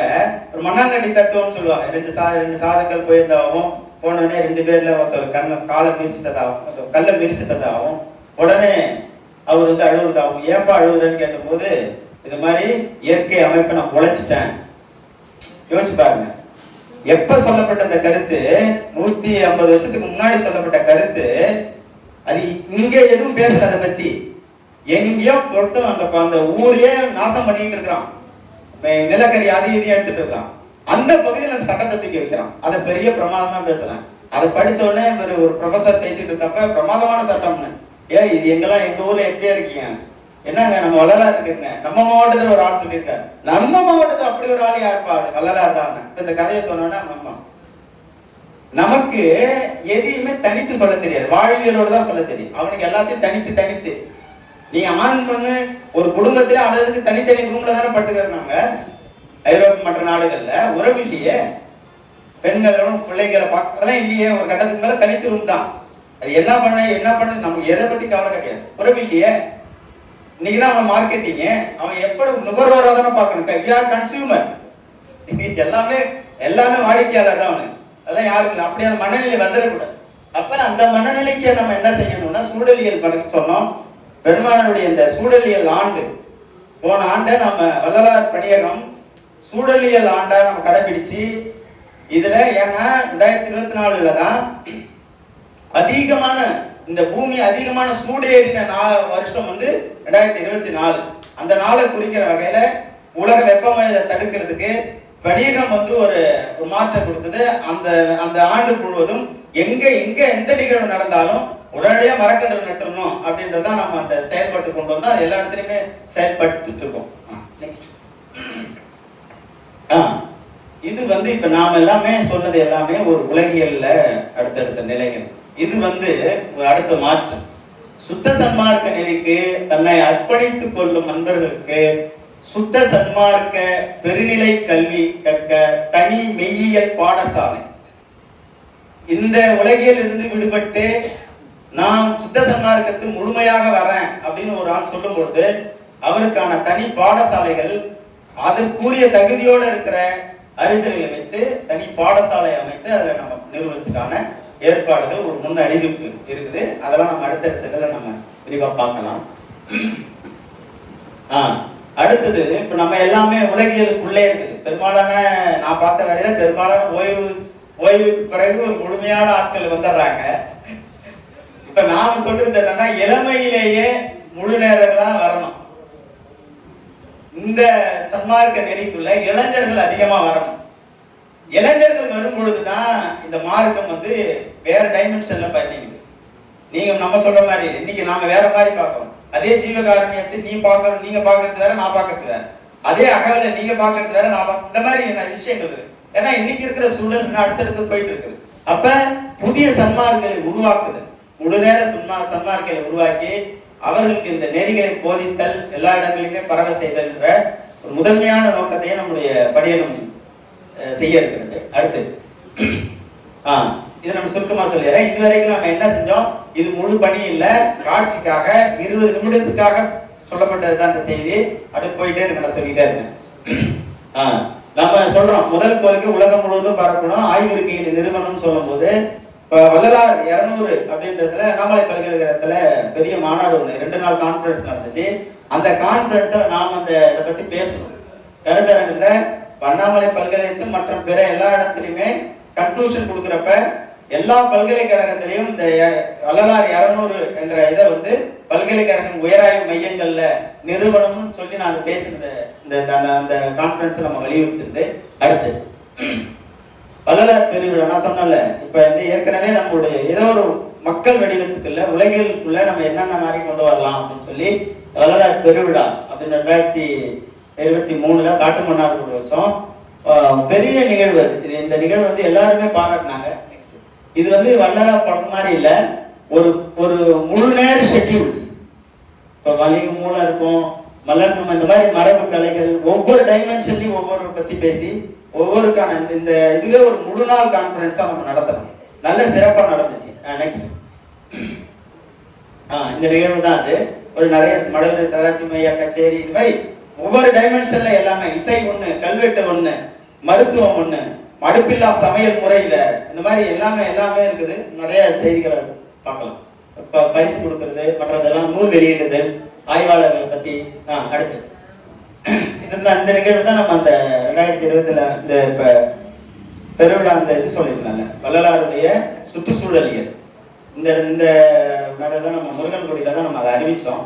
அடுத்து அதை கொடியேற்றி வச்சு ஐயா வரதராசன் ஐயா வந்து கொடியேற்றி வச்சு அந்த திட்டத்தை தொடங்கி வச்சார். இதே போல நம்ம தொடர்ந்து சன்மார்க்க கருத்தரங்கு மற்றும் பரிசையாற்றுவித்தல் மாதம் தொடர்ந்து அந்த பணி அறப்பணி போயிட்டே இருக்கு. அடுத்து இதெல்லாம் ஆய்வாளர்கள் கொண்டு வருவோம். ஒவ்வொரு மாதத்துக்கும் ஒவ்வொரு ஆய்வாளர்கள் அறவர்கள் வந்து பேசுவாங்க. தொடர்ந்து பேசிட்டு இருக்கோம். அடுத்து நெக்ஸ்ட் அடுத்து மருத்துவம் நான் சொல்ல பாருங்க, வள்ளலார் வழி இலவச மருத்துவ முகாம் இப்படிதானே போடுவோம். அதுல இந்த அலோபதிக்கு அந்த இதெல்லாம் இங்கிலீஷ் மெடிசன் வேலை கிடையாது, எல்லாமே மரபு வழியில் தான். என்ன சொன்னாரோ ஐயா என்ன பண்ணாரோ அதுக்கு அதை ஒட்டி தான் அதனுடைய ஆய்வாளர்களை வச்சு என்னென்ன குணப்படுத்த முடியும் எங்களால் அப்ப என்ன வாய்ப்பு இருந்தது அதை செய்யறோம். இன்னைக்கு கொஞ்சம் அடுத்தடுத்த வாய்ப்புகளை நம்ம உருவாக்கிட்டு இருக்கோம். அடுத்து நிறைய மக்கள் அதுல வந்து பயன்படுத்தாங்க. மருந்து இல்லாம சரி பண்ற முறை நிறைய இருக்கு நம்ம மரபுல. மருந்தே தெரியல, வள்ளுவர் சொன்ன மாதிரி மருந்தனவே வேண்டாமும் யாக்கைக்கு, உடம்புக்கு மருந்தே தேவையில்லை, எல்லாம் அதுக்குள்ள பெரிய உலக மருத்துவர் உள்ள இருக்கிறாரு. அந்த உண்மையை தெரிஞ்சுக்கணும். இது மாதிரி நிறைய இடங்கள்ல நம்ம பண்ணியிருக்கிறோம். சும்மா உங்களுக்கு காட்சிக்காக ஒண்ணு. அடுத்து திருக்குறள் வகுப்பு. எனக்கு தெரிஞ்சு திருக்குறளை முதலாக பொதுமக்களுக்கு எடுத்த முதல் அருளாளர் வள்ளல் பெருமானார் மட்டும்தான். அவருடைய அந்த பணியை நம்ம தொடர்ந்து செய்யறோம். எல்லா இடத்துலையுமே திருக்குறள் வகுப்பு ஏன் படிக்கணும், என்னன்னு பள்ளிகள் இருந்து எல்லா இடத்துலையுமே வள்ளலார் பணியகம் போய் அந்த அறப்பணியை செஞ்சுக்கிட்டே வருது. இதுல தொடர்ந்து நம்ம இந்த மாதிரி ப்ரொஜெக்டர்ல தான் நடத்தணும். பிள்ளைங்க முன்னாடி மாதிரி இந்த சிலேட்டை சாட் பீஸை வச்சுக்கிட்டு இந்த குரல் அகர முதல எழுத்தெல்லாம் இதெல்லாம் இப்பெல்லாம் கிடையாது. இதெல்லாம் என்ன சாரணும் அதெல்லாம் கிடையாது. இப்ப அதெல்லாம் வேற மாதிரி நம்மளும் மாறிக்கணும். இப்ப இதே இந்த இது நம்ம பேப்பர் வச்சு படிச்சுட்டு இருக்கணும், அதெல்லாம் இப்பெல்லாம் கிடையாது. வேற மாதிரி நம்முடைய அடுத்து உலகிற்கு ஏற்ற மாதிரி தொழில்நுட்பத்தை எந்த வகையில காட்சிப்படுத்தணும் அந்த அப்டேட் ஆகிக்கணும். அப்டேட் ஆக மனிதன் அப்படியே இருக்க வேண்டியதான், அறியாமையிலே இருக்கிற மாதிரி அப்படியே இருக்க வேண்டியது. அப்ப நம்ம அப்டேட் பண்ணிக்கிட்டே இருக்கிறோம். பிள்ளைங்களை நிறைய கல்வி வளர்ச்சி, தமிழ்நாடு அரசனுடைய கல்வி வளர்ச்சி, தமிழ்துறை வளர்ச்சிகளை உருவாக்கி இருக்கிறோம். அது போல காணொலிகள் பிள்ளைங்களுடைய எங்கள் பிள்ளைங்களுக்கு 30 பிள்ளைங்க தொடர்ந்து படிக்கிறாங்க. பல இடங்கள்ல முதல்குடியில தொடர்ந்து நடத்திட்டு வரோம். அதுல இந்த மாதிரி பிள்ளைங்களை வந்து காணொலி எடுத்து, இது சும்மா அதை எடுத்தது ஒரு யதார்த்தமா எடுத்தாரு, இந்த படம் நல்ல வேலை கிடைச்சிருச்சு. இது மாதிரி பிள்ளைங்களை இருக்கிறது, அறவர்கள் எடுத்து பேசுறது, ஒவ்வொரு திருக்குறள் வகுப்பு ஏதாவது திருக்குறளை மட்டும் பேசுறது இல்லை, திருக்குறள் சம்பந்தமான பல விஷயங்களை பேசுறது. அதுல ஒரு திருக்குறள் வகுப்பு நடக்குதுன்னா அதுல ஒரு புத்தகத்தை அறிமுகம் செய்யணும். சின்ன எளிய புத்தகம், 5 ரூபா 10 ரூபா 20 ரூபா 30 ரூபா அந்த மாதிரி எளிய புத்தகம் 20 பக்கத்துக்குள்ள இருக்கிற புத்தகத்தை அறிமுகம் பண்ணி அதுல பிள்ளைங்களை கொடுத்து அடுத்த வகுப்புல அதை படிக்க சொல்லி புதுசா ஏதாவது பிள்ளைங்களை கொடுத்துக்கிட்டே இருக்கணும். வெறும் அன்பை மட்டும் கொடுக்க கூடாது, அன்பையும் கொடுக்கணும், அன்போடு சேர்த்து சின்ன சின்னதாக ஏதாவது கொடுக்கணும். அப்பதான் பிள்ளைங்களுக்கு அது போகும். அப்படிதான் நம்ம இது வந்து நிறைய போன இதுல வந்து நிறைய அந்த வஉசி பத்தி கப்பல் தாத்தான்னு ஒரு புத்தகத்தை அறிமுகப்படுத்தணும். பிரமாதமா படிச்சுட்டு எல்லாம் சொன்னாங்க. அந்த பள்ளிகளை நம்ம கிராஸ் செக் பண்ணிப்போம். இது மாதிரி தொடர்ந்து இந்த ப்ரொஜெக்டர்ல தான் நடத்துறது. நம்ம திருக்குறள் வகுப்பை இப்படிதான் நடத்துறோம்.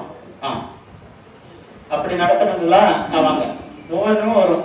இது ஒரு நிமிஷம். அதே இந்த பாப்பா பேர் முக்கியமான சொல்லணும், பாத்துங்க. பாப்பா பேர் இசை. இந்த பாப்பா பேர் இசை. 1330 குரலும் படிச்சு சொல்லும். நாம உருவாக்கின ப்ராடக்ட் தான். ஒவ்வொரு தகுதி வேற, திறன் எல்லா குழந்தைங்களாலும் இருக்க முடியாது, அந்த அளவீடு எனக்கு தெரியுது. ஆனால் அப்படி ஒரு வரும்போது ஊக்கப்படுத்தி கொண்டு போறதுக்கு வழி இல்லைல்ல, அதை நம்ம செஞ்சோம். இது இன்னைக்கு இப்ப வர இந்த மாசத்துல நடைபெற இருக்கிற திருக்குறள் முற்றோதுதல், தமிழ் வளர்ச்சி துறையில திருக்குறள் முற்றோதுதல் வகுப்புக்கு இசை வந்து தகுதி பெற்றிருக்கு. அதை நம்ம அனுப்பியிருக்கிறோம். அதுக்கான தொகை மற்ற எல்லாமே நம்ம அதுக்கான ஏற்பாடுகள் செஞ்சோம். அடுத்தது வள்ளலார் மெய்யியல் உணர்தல் வகுப்பு. இது வந்து வள்ளலார் பணியகம் நடத்துது. அதுதான் இந்த வகுப்பை நான் தான் நடத்துறேன். எனக்கு தெரிஞ்ச எளிய அறிவோட அதை நடத்துறேன். அது இந்த அகவல்களை உரை எழுதின ஆசிரியர்களோட நிறைய உரைகளை படிச்சுட்டு அதுல நமக்கு தெரியக்கூடிய சில செய்திகளையும் உணர்ற சில செய்திகளையும் நடத்தி அதை தொடர்ந்து நடத்திட்டு வரோம். அதுல வந்து இப்ப வட அமெரிக்காவிலேருந்து நம்ம வள்ளலார் பணியத்துக்கு சில நண்பர்கள் வந்து இந்த இதை ஒருங்கிணைக்கிறாங்க. இந்த பணிகள்லாம் போயிட்டு இருக்குது.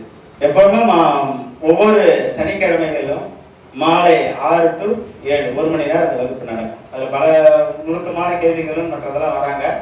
இதுல இந்த வகுப்புல ஒரு முக்கியமானது என்னன்னா, சைவ நெறியில இருந்த நல்ல நண்பர் ஆரம்பத்துல சைவம் பற்றிய நிறைய கேள்விகளே கேட்பாரு வகுப்புல. அவரு கடைசியா ஒரு 40 வகுப்புக்கு அந்தாண்ட வந்து சம்மார்க்கத்துக்கு மாறிட்டாரு, சமய சடங்கெல்லாம் விட்டுட்டாரு. எளிமையா அந்த மெய்யை புரிஞ்சுக்கிட்டாரு. விட்டுட்டாருன்னா மொத்தமா இது அப்படின்னு சொல்லிட்டு அந்த விஷயத்துக்கு நம்ம கூட வந்துட்டார். ஓகே, இதுதான் சரியானது, அப்ப இதுதான் நம்ம அப்படின்றது மாதிரி வந்துட்டார். அப்ப இதெல்லாம் ஒரு சின்ன சின்ன மாற்றங்கள் நிகழ்ந்துட்டே இருக்குது. சூழலில் இப்படி அந்த மரக்கன்று நடந்துக்கிறத நம்ம தொடர்ந்து செஞ்சுட்டு வரோம். வள்ளலார் பிறந்த நாளுக்கு எப்பயும் அது நடக்கும். இதுல நம்ம நேரம் குறித்து நம்ம ரொம்ப ரொம்ப விரைவாக நான் பேசுகிறேன். இப்போ இதுவரையில நம்ம வரலாறு பண்ணி சின்ன சின்ன வேலைகளை செஞ்சோம். இது பெரிய வேலை. எல்லா வேலையிலும் ஒரு சின்ன முக்கியமான வேலை. நிறைய வேலை எடுத்த நிறைய காலத்தை விழுங்கின பணி இந்த பெருவெளி விவகாரம். இந்த விவகாரத்தில் பல பேருக்கு எல்லாருக்கும் இப்போ இன்னைக்கு 2 பிரிவாக இருக்குது. ஒன்று அது செய்யலாம் செய்யக்கூடாதுன்றது பெருவெளி பற்றியான நிறைய புரிதல் இருக்குது. ஆனால் அந்த பெருவெளி பற்றியான ஒரு பிலாசபிக்கா ஒரு மெய்யியலா அது எக்ஸ்பிளைன் பண்ண வேண்டியது இருக்கு. இன்னும் நிறைய தெரிய வேண்டியது இருக்கு. அதுக்கு நம்ம ஒரு தனியான அரங்கத்தை நம்ம ஏற்பாடு பண்ணணும். ஏன்னா இப்போ நீங்கள் அவசரத்தில் நம்ம கடகடான்னு சொல்லிட முடியாது. ஆனால் அதனுடைய சாரத்தை மட்டும் நான் சொல்லிடுறேன். இந்த உலகம் ஒரு மூலத்திலிருந்து உருவானது. அது அறிவியலும் சொல்லுது, ஆன்மீகம் சொல்லுது. இப்ப இந்த மூலம்ன்றது எதுன்றதுதான் பிரச்சனையே. ஒன்று சிவம்னு சொல்லுது, ஒன்று அருட்பெருஞ்சோதி, இன்னொன்னு இது மாதிரி நிறைய ஒவ்வொரு நேரையும் ஒவ்வொரு சமயத்திலும் ஒன்று அந்த மூலத்துக்கு பேர் வச்சுட்டாங்க. இந்த மூலம்னு நான் பொதுவாக வச்சிருக்கேன்னா பொது பேரை வைக்கணும் தான் அந்த மூலம்னு. சுத்த சன்மார்க்கத்தில் அந்த மூலம் என்பது அருட்பெருஞ்சோதி தான். அருட்பெருஞ்சோதி என்ற மூலத்திலிருந்து படிப்படிப்படியா வருது. முதலில் பரசிவ நிலை, சிவநிலை இப்படிலாம் வருது.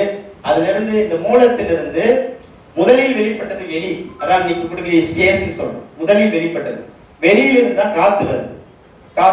காத்திலிருந்து வெப்பம், வெப்பத்திலிருந்து நீர், நீர்லேருந்து நிலம், நீர்லேருந்து உயிர்கள். இதுல நுணுக்கத்தை மட்டும் சொல்லிடுறேன். நம்ம மற்றதெல்லாம் வேற எதுவும் நான் சொல்ல போறதுல நேரம் இல்லை. மூலம்ன்றது அது உருவம், எதுவுமே இல்லாதது, உருவமற்றது. அது எப்படி நீங்க புரிஞ்சுக்க முடியும்னா, உருவமற்றது தன்னை உருவப்படுத்திக்கிறதுக்கு தன்னுடைய இயல்பை மாத்திக்குது. மாத்தும் போது கண்ணுக்கு தெரியாத வெளியா வெளிப்படுது. பாருங்க, எப்ப அந்த வெளியில அவர் நிக்கிறார், வெளியில ஒரு வண்டி நிக்குதுப்பா அப்படின்னு நான் சொல்றேன்னா நான் எங்க இருக்கேன்னு அர்த்தம்? உள்ள இருக்கேன்னு அர்த்தம். இந்த ஸ்பேஸ் என்பதே வெளியில தான் இருக்குது. அப்ப உள்ள என்ன இருக்குது? வெளியில ஒண்ணு இல்லைன்னா உள்ள ஒண்ணு இருக்கணுமா, இருக்க கூடாது? இருக்கணும்ல. வெளியில யார் சொல்ற? வெளியில இருக்கிறான்னு சொல்லி இருக்கிறான்னு சொல்லிட்டு ஐயா இருக்காருன்னு சொல்றான். இங்க அங்க மட்டும் வெளியில நிக்குது, வெளியில இருக்காருன்னு சொல்றதுக்கு காரணம் என்ன? ஒண்ணு வெளியில இருக்குதுன்னு அர்த்தம். வெளியிலன்னா இப்ப உள்ளுக்குள்ள என்ன இருக்குது? எண்ணமோ இருக்குது. அந்த எண்ணமோ தான் இந்த எண்ணமோ மூலம்னு சொல்றோம். அந்த மூலம் தான் நம்ம அருட்பெருஞ்சோதின்னு சொல்றோம். அந்த மூலத்தை ஒவ்வொரு அருளாளர்களும் தேடி தேடி அவங்க அனுபவத்தை கடந்து போறப்ப அவங்களுக்கு ஒண்ணு வெளிப்பட்டுச்சு. அந்த இதுல சொன்னாங்க. இப்ப நாம முழுமையான நிறைவான ஒரு நிலை வந்துருச்சு. அப்ப அதுதான் சொல்றேன். நான் அடிக்கடி இந்த இதுல மெய்யியல் வகுப்புல சொல்லக்கூடிய உதாரணம் தான், ஒரு பெரிய ஒரு 5 குருடர்கள் இருந்தாங்க. கண்ணு தெரியாதவங்க இருந்தாங்க. ஒரு யானையை போய் சொன்னாங்க. யானையை தேடியாங்க. ஒரு யானையை பார்த்துட்டாங்க. யானை போய் வாழை பிடிச்சி பார்த்துட்டு, நான் யானையை பார்த்துட்டேன் அப்படி. அப்படியா, யானையை பார்த்துட்டியா? சரி, மொத்தம் பார்த்தான். உடனே நல்லவனே வச்சுங்க. உன்னை பார்த்தான். ஒருத்தவர் வாழை பார்த்துட்டாரு, ஒருத்தவர் துந்துபியை பார்த்துட்டாரு, ஒருத்தர் காலை பார்த்துட்டாரு, ஒருத்தர் வயிறை பார்த்துட்டாரு, ஒருத்தர் காதை பார்த்துட்டாரு. இந்த 5 பேருமே ஒரு பொருளை தான் பார்த்தாங்க. அது தப்பே இல்லை, சரிதான். அவர் பார்த்தது சரிதான்.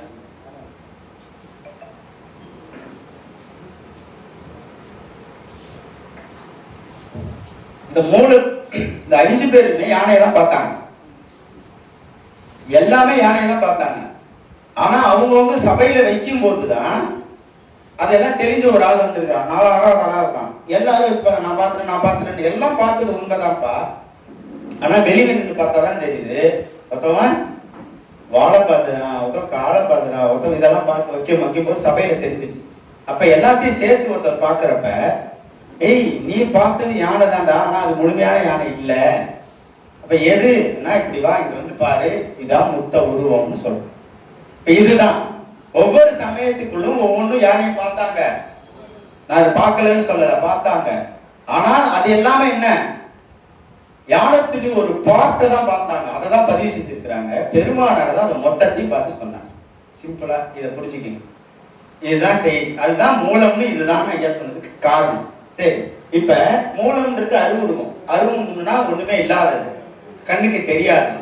கண்ணுக்கு தெரியாததுல இருந்து ஒரு பொருள் கண்ணுக்கு தெரியுற மாதிரி வருது. ஃபர்ஸ்ட் ஸ்டேஜை இறங்கி வருது. இது தத்துவத்துல மாயைன்னு சொல்லுவாங்க. அது நம்ம அடுத்த கான்செப்ட், பெரிய கான்செப்ட்.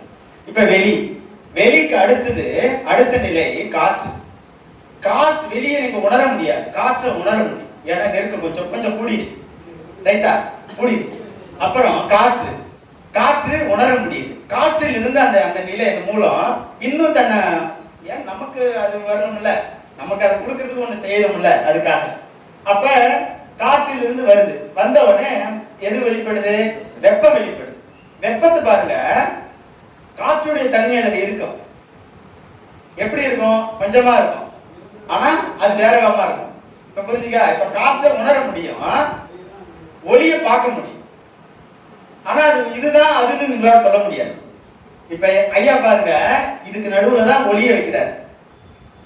ஜோதியை வைக்கிறதுக்கு காரணம் என்னன்னா, அது ஒரு முக்கியமானது. அது இன்னும் அடுத்த ஒளி தத்துவத்துல பேச வாய்ப்பு இருந்தா இப்ப புரிஞ்சு. இப்ப இது வந்து காற்று, காற்று அதனுடைய தன்மையில இருந்து குறைஞ்சி வெப்பம் வந்துருச்சு. வெப்பத்துக்கு அதாவது தீக்கு உருவம் இருக்கிற மாதிரி இருக்கும், இல்லாத மாதிரி இருக்கும். அடுத்து நீர், வெப்பத்திலிருந்து நீர் வருது. நீர் பாருங்க அதனுடைய தன்மையில இருக்கும், ஆனா அது வேற வடிவத்துல இருக்கும். உருவம் மாறி இருக்கும், ஆனா எதில் போட்டாலும் அந்த உருவமா மாறிடுது.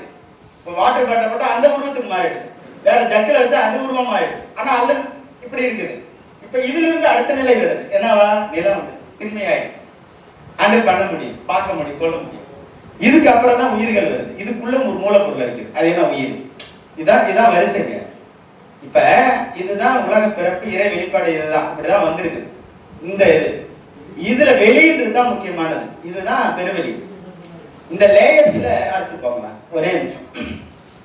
இந்த லேயர்ஸ் இதான் அந்த மூலம்ன்ற புள்ளி. இது சயின்ஸ் சொல்லக்கூடியது. ஒரு புள்ளியிலிருந்து வச்சு இப்ப இதெல்லாம் நீங்க எவ்வளவு நிமிஷத்துல வேலை செஞ்சிருக்குன்னு நினைக்கிறீங்க? பல லட்சம் கோடி ஆண்டுகள் ஒரு ஸ்டேஜ் ஆயிருக்கு. இப்ப ஒன்னா வந்துதான் இன்னைக்கு இப்படி வந்திருக்குது. இப்ப இதனுடைய அடுத்தடுத்த நிலை இருக்கு பாத்தீங்களா? ஸ்டேஜ் ஒண்ணுல இருந்து ஒண்ணு வரும்போது அடுத்தடுத்த லேயர்ஸ் உண்டு பண்ணிக்கிட்டே வருது. நீங்க அகவல்லே நிறைய வெளிகளை சொல்றாங்க. பரவெளி, பராபரவெளி, சுத்த வெளி, இந்த மாதிரி எக்கச்சக்கமா பெருசு வெளி, பெருவெளி, பெருவெளிக்குள்ள பெருசுக வெளி, இந்த மாதிரி எல்லாம் நிறைய சொல்றாங்க. அப்ப இது எல்லாமே எதுன்னா இந்த வெளிக்குள்ள இருக்கக்கூடிய அடுத்த ஸ்டேஜ். திருமூலர் போன்ற அருளாளர்கள் பார்த்த அந்த வெளி, அதை தாண்டி ஒரு பெரிய வெளி, அதுதான் சொல்றாங்க. அடுத்து சொல்லுங்க. இப்ப இதெல்லாம் சயின்ஸோட ஒத்து வருதுன்னு சொல்றாங்க. இதை நம்ம இப்ப நம்ம சத்தியஞான சபையில வெறும் வெளிக்கு எப்படி இருக்கு? வெளியே நீங்க பார்க்க முடியாது, கல்லை பார்க்க முடியும், திண்மையை பார்க்க முடியும். அப்ப என்ன இருக்குது? ஏன் அதுக்கு பெருவெளின்னு பேரு? பல வெளிகளை அதை உள்ளடக்கி வைக்கிறதுனால அந்த பெருவெளி. பெருவெளியே பெருசுக வெளியில இருக்குதுன்னு பதிவு செய்யறாரு ஐயா. அப்படி பாத்தீங்கன்னா நான் பார்த்ததை விட ஒரு 20ல இருந்து ஒரு 30 வெளியிலிருந்து 40 வெளிக்குள்ளாக பெருமானார் அவருடைய அகவல்ல பதிவு செய்யற, அகவல் அருட்பால பதிவு செய்யறார். அப்படி பாத்தீங்கன்னா வெளிக்குள் வெளிகடந்து சும்மா இருக்கும் சுகம்னு இதுதான். இந்த இடத்துல சும்மா இருக்க போற. அப்ப என்ன சொல்றாரு? பெருவெளி நடுவே, அப்படிதான் ஐயா சொல்றாங்க. அப்ப பெருவெளிக்குள்ள ஒண்ணு இறைவன் ஒளி வடிவாக இருக்கிறான் என்பதுதான் கான்செப்ட். அப்ப யோசிச்சு பாருங்க, சத்தியஞான சபை இப்படிதான் இருக்குது. அதை சுத்தி வெளிகள் அமைக்கப்பட்டிருக்குதுன்றதுதான் செய்தி. அது பெருவெளி என்பது இடம் கிடையாது, அதுக்குள்ள கண்ணுக்கு தெரியாத வெளி அடுக்குகள் இருக்கு. அதனுடைய புறநிலை தான் இது. புறநிலைனா எப்படி சொல்றீங்க? சூரியன் இருக்குது, சூரியனை கையில பிடிச்சு உங்களுக்கு கொடுக்க முடியாதுல்ல. சூரியன் இருக்குப்பா, சின்ன பிள்ளைக்கு எப்படி சொல்லணும்? சூரியன் புரியாது. இப்ப என்ன சொல்லணும்னா, சூரியன் போல ஒரு வடிவத்துல மஞ்சள் கலரை வச்சு இதுதான் ஒரு சூரிய குடும்பத்துல டீச்சர் பாடம் நடத்துவாங்க. இப்ப நம்ம என்ன நினைச்சுக்கிட்டோம்? சூரிய குடும்பம் தான் இது. ஆனா அதுவா இதுவானா அது இல்லை, இது அதனுடைய டெமான்ஸ்ட்ரேஷன் தான் இது. அது மாதிரி புறநிலை புரிகிறதுக்காக பெருமானார் வச்ச வடிவமைப்பு தான் இந்த பெருவெளி. இதைதான் வேடான்னு சொல்லிட்டு இருக்கிறாங்க. அதை நம்ம மாறுபடுறோம். அது அந்த கருத்தை உண்மை இல்லைன்னு நம்ம நிறுவனம். நான் பிலாசபிக்கெல்லாம் மெய்யியல் சார்ந்து சொல்றேன், அரசியலா கிடையாது. அரசியல் எதை வேணா பண்ணிட்டு என் மெய்யியலை நீ கைய வைக்க கூடாது, அந்த மெய்யியலை பண்ணக்கூடாது, அவ்வளவுதான். நமக்கு வேற ஒண்ணும் கிடையாது. நீ ஏதாவது பண்ணிட்டு போ, எங்கேயாவது பண்ணிட்டு போ, இதான் நம்ம சொல்றோம்.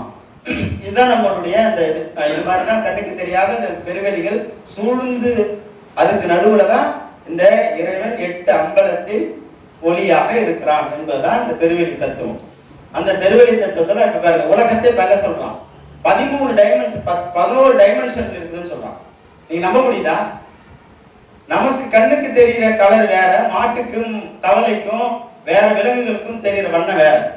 இப்ப லேயர்ஸ் இருக்குன்னு அர்த்தம். எல்லா சவுண்டையும் கேட்க முடியுதா? நான் பேசுற சவுண்டை மட்டும்தான் உங்களால் கேட்க முடியுது. ஆனா இங்க எத்தனை சவுண்ட் போயிட்டு இருக்குது, உணர முடியுதா? ஐயா சொல்றாரு, அந்த பெருநிலை வந்துருச்சுன்னா கேளாததை கேட்பீர்கள், பாராததை பார்ப்பீர்கள், விலகிடும். அந்த அந்த அழுக்கு மனசுக்குள்ள இருக்குது, அந்த இருக்கை இருக்குது. அந்த இருக்கை இலைவிச்சுனா முடிஞ்சிடும். இந்த லேயர்ஸ்லாம் உங்களுக்கு தெரியும். இது நான் சயின்ஸா சொல்றேன். புறநிலையிலே இவ்வளவு நுட்பம் இருக்குது, புறநிலையிலே இவ்வளவு ஸ்பேஸ் சொல்றான், மல்டி யூனிவர்ஸ் சொல்றான், 11 பரிணாம கோட்பாடுன்றான், எல்லாமே இருக்குன்றான். காட் ஸ்பேஸ்னு ஒண்ணு இருக்கான், இறுதிக்கு இறுதியா காட் ஸ்பேஸ், காட் யூனிவர்ஸ், கடவுள் கடவுள் ஸ்பேஸ்னு ஒண்ணு சொல்றாங்க இறுதியா. அந்த உலகத்துல அந்த இடத்துக்கு ஒருத்தன் போயிட்டானா ஒரு பேரண்டத்தையே அடித்து ஒழித்து திரும்ப மீட்க முடியும்னு சொல்றான். நான் சொல்லல, அறிவியல்ல பிசிக்ஸ்ல அறிவியலாளர்கள் லேப்ல உட்காந்து பேசிட்டு இருக்கிறாங்க, ஹைபோதீசிஸ் பேசிட்டு இருக்கிறாங்க. நாம் அந்த தத்துவத்தை சொன்னா நம்மளை எப்படி பாக்குறாங்கன்னு நீங்க தான் சொல்லணும். கேட்டா வழக்கு தான் போடுவாங்க. அடுத்து இதுதான் அந்த லேயர்ஸ் சொல்றாங்க. இது எல்லாத்துலயுமே வருது. லேயர்ஸ் பத்தி நிறைய இருக்குது. நம்ம நேரம் ரொம்ப குறைவா இருக்கு, நிறைய பேச வேண்டியது இருக்குது. அதெல்லாம் நான் இதோட நான் விரைந்து முடிச்சுக்கிறேன். இதெல்லாம் நம்ம அப்புறம் பேசிக்கலாம், இது நேரம் இல்லை. இந்த யூனிவர்ஸ் பத்தி எல்லாம் இருக்குது. இதுதான் வெளி, இதுதான் முன்னாடி வாங்க, முன்னாடி வாங்க.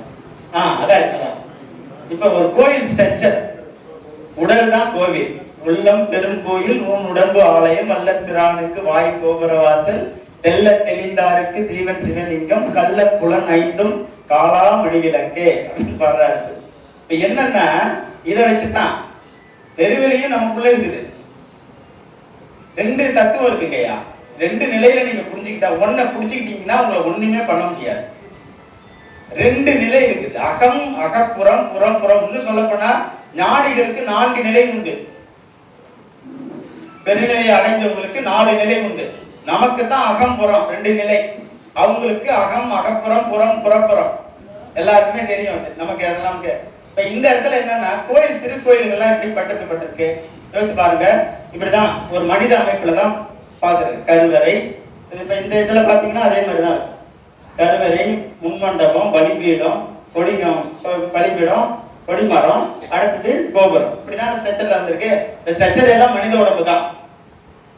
இந்த மனித உடம்பு தான் வேற மாதிரி பெருமானார் வச்சார். எங்க பெருவெளி இவங்க எல்லாம் மொத்த உடம்பையும் வச்சாங்க. ஐயா அந்த தலையை மட்டும் வச்சுட்டு உடம்ப வைக்கலையா? எங்க இருக்கு அந்த உடம்பு? பெருவெளியே அந்த உடம்பு தான். இதான் உண்மை. புரிஞ்சுக்க முடியுதா? இப்ப இதுல பாருங்க, இது கோயில் ஸ்ட்ரக்சர், இது விளக்கிட முடியும். இது கட்டணங்க, இந்த கட்டணத்தை விளக்கிட முடியும். நீங்க ஸ்பேஸ் எப்படி விளக்குவீங்க? நீங்க கட்டணம் மேல இருக்குது, கீழே இருக்குது, நடுவுல இருக்குது, என்னன்னு விளக்குவீங்க? இங்க ஒண்ணு இருக்குதுன்னு ஆவின்னு நினைப்போம், என்ன எப்படி அதை விளக்குவீங்க? அப்ப கோவில்ல இது தனிப்பா, இது தனிப்பா, இது தனிப்பா, இது தனிப்பான்னு ஒருத்தர் சொன்னா அவனை என்னன்னு சொல்லுவோம்? பைத்தியக்காரன் சொல்லுவோமா? சொல்லக்கூடாது. அப்படிதான் நாங்களும் சொல்றோம். சபை என்பது, சத்திய ஞான சபை என்பது பெருவெளி என்ற உடலோடு கூடிய ஒற்றை ஒருங்கிணைந்த அமைப்புன்னு சொல்றோம். இத புரிஞ்சுக்க தெரியல, நாம என்ன பண்ணணும்? பிரகாரத்தை இடிப்பது குற்றம் சமயத்துல, பெருவெளியை இடிப்பது நல்லது. ஏன் சன்மார்க்கத்துல இது என்ன நியாயம் கேட்கிறோம்? இது என்ன பொருத்தப்பாடு இருக்குன்னு கேட்கிறோம். கட்டடத்தை இடிச்சா தெரியுங்க, பெருவெளி அடிச்சா தெரியாது. ஏன்னா அது கண்ணுக்கு தெரியாத மெய்யியல். அந்த மெய்யியலை நீங்க புரிஞ்சிக்காம நீங்க என்ன சொல்லி முடியும்? ஒண்ணுமே பண்ண முடியாது. எல்லாத்தையும் கார்பரேட்டா பாக்குறவங்களுக்கு போய் இது நிலம் சொல்லும். விவசாயிக்கு தான் தெரியும் அது நிலம் இல்ல, அது உறவுன்னு தெரியும். அதனாலதான் அந்த நிலம் வெடிச்சு போறோம், செத்து போறாங்க.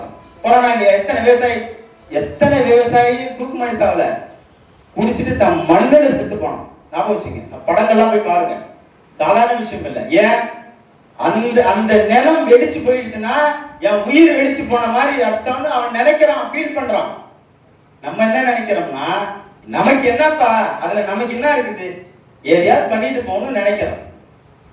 அதான் இப்படி வாழ்ந்து இந்த நிலையை பார்க்க முடியாதுன்னு சொல்ற ஒரு சாதாரணமா உழவனுக்கு இருக்கிற அந்த பதபதிப்பு நம்மள்ட்ட எத்தனை பேருக்கு இருக்குன்னு தெரியுது. இதான் செய்தி.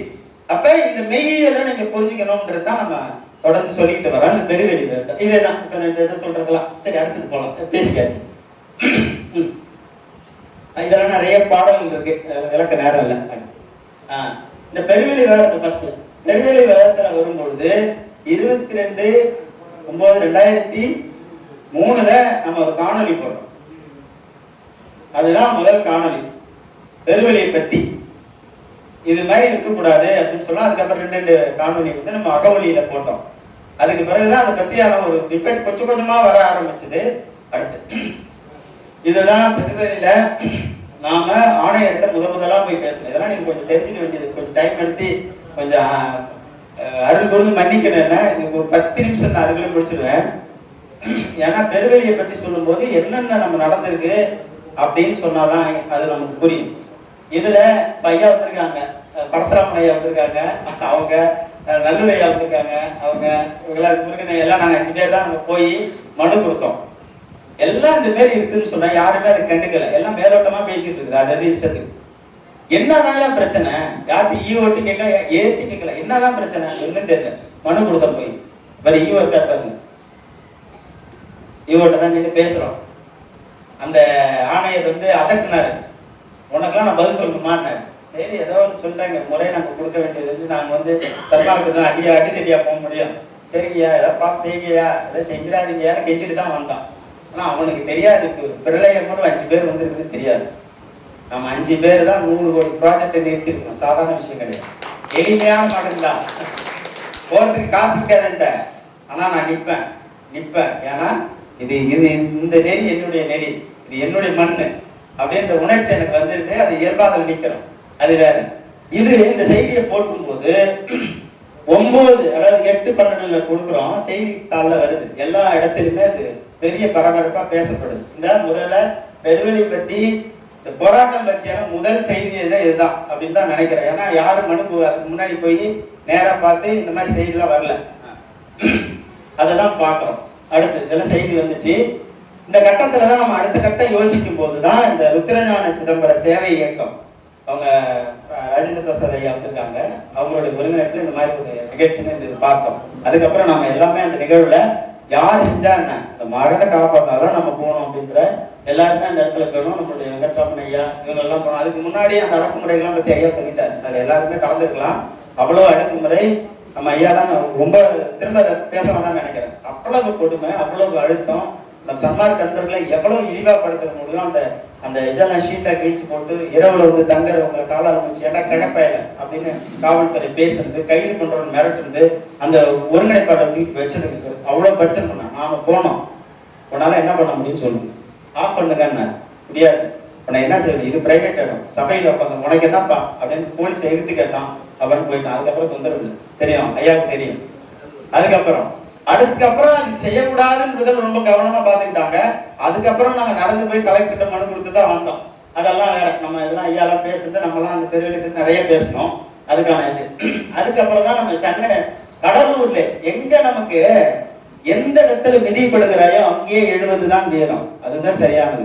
நீ எந்த இடத்துல எனக்கு மறுப்பு கொடுத்தியோ அதே இடத்துல பர்மிஷனோட நடத்தணும் அப்படின்னு நடத்தணும்.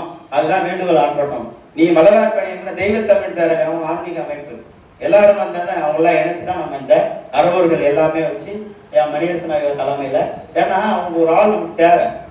மணியரசன் சொல்லும் போது அவன் பயப்படுறான்ல, வேற யாருன்னு நான் போன சன்மார்க்கம் ஐயாவை கேட்கும் போது அதெல்லாம் முடியாது ரொம்ப அலட்சியமா எஸ்பி பார்த்துட்டு தான் போன உட்காந்துருந்தோம்.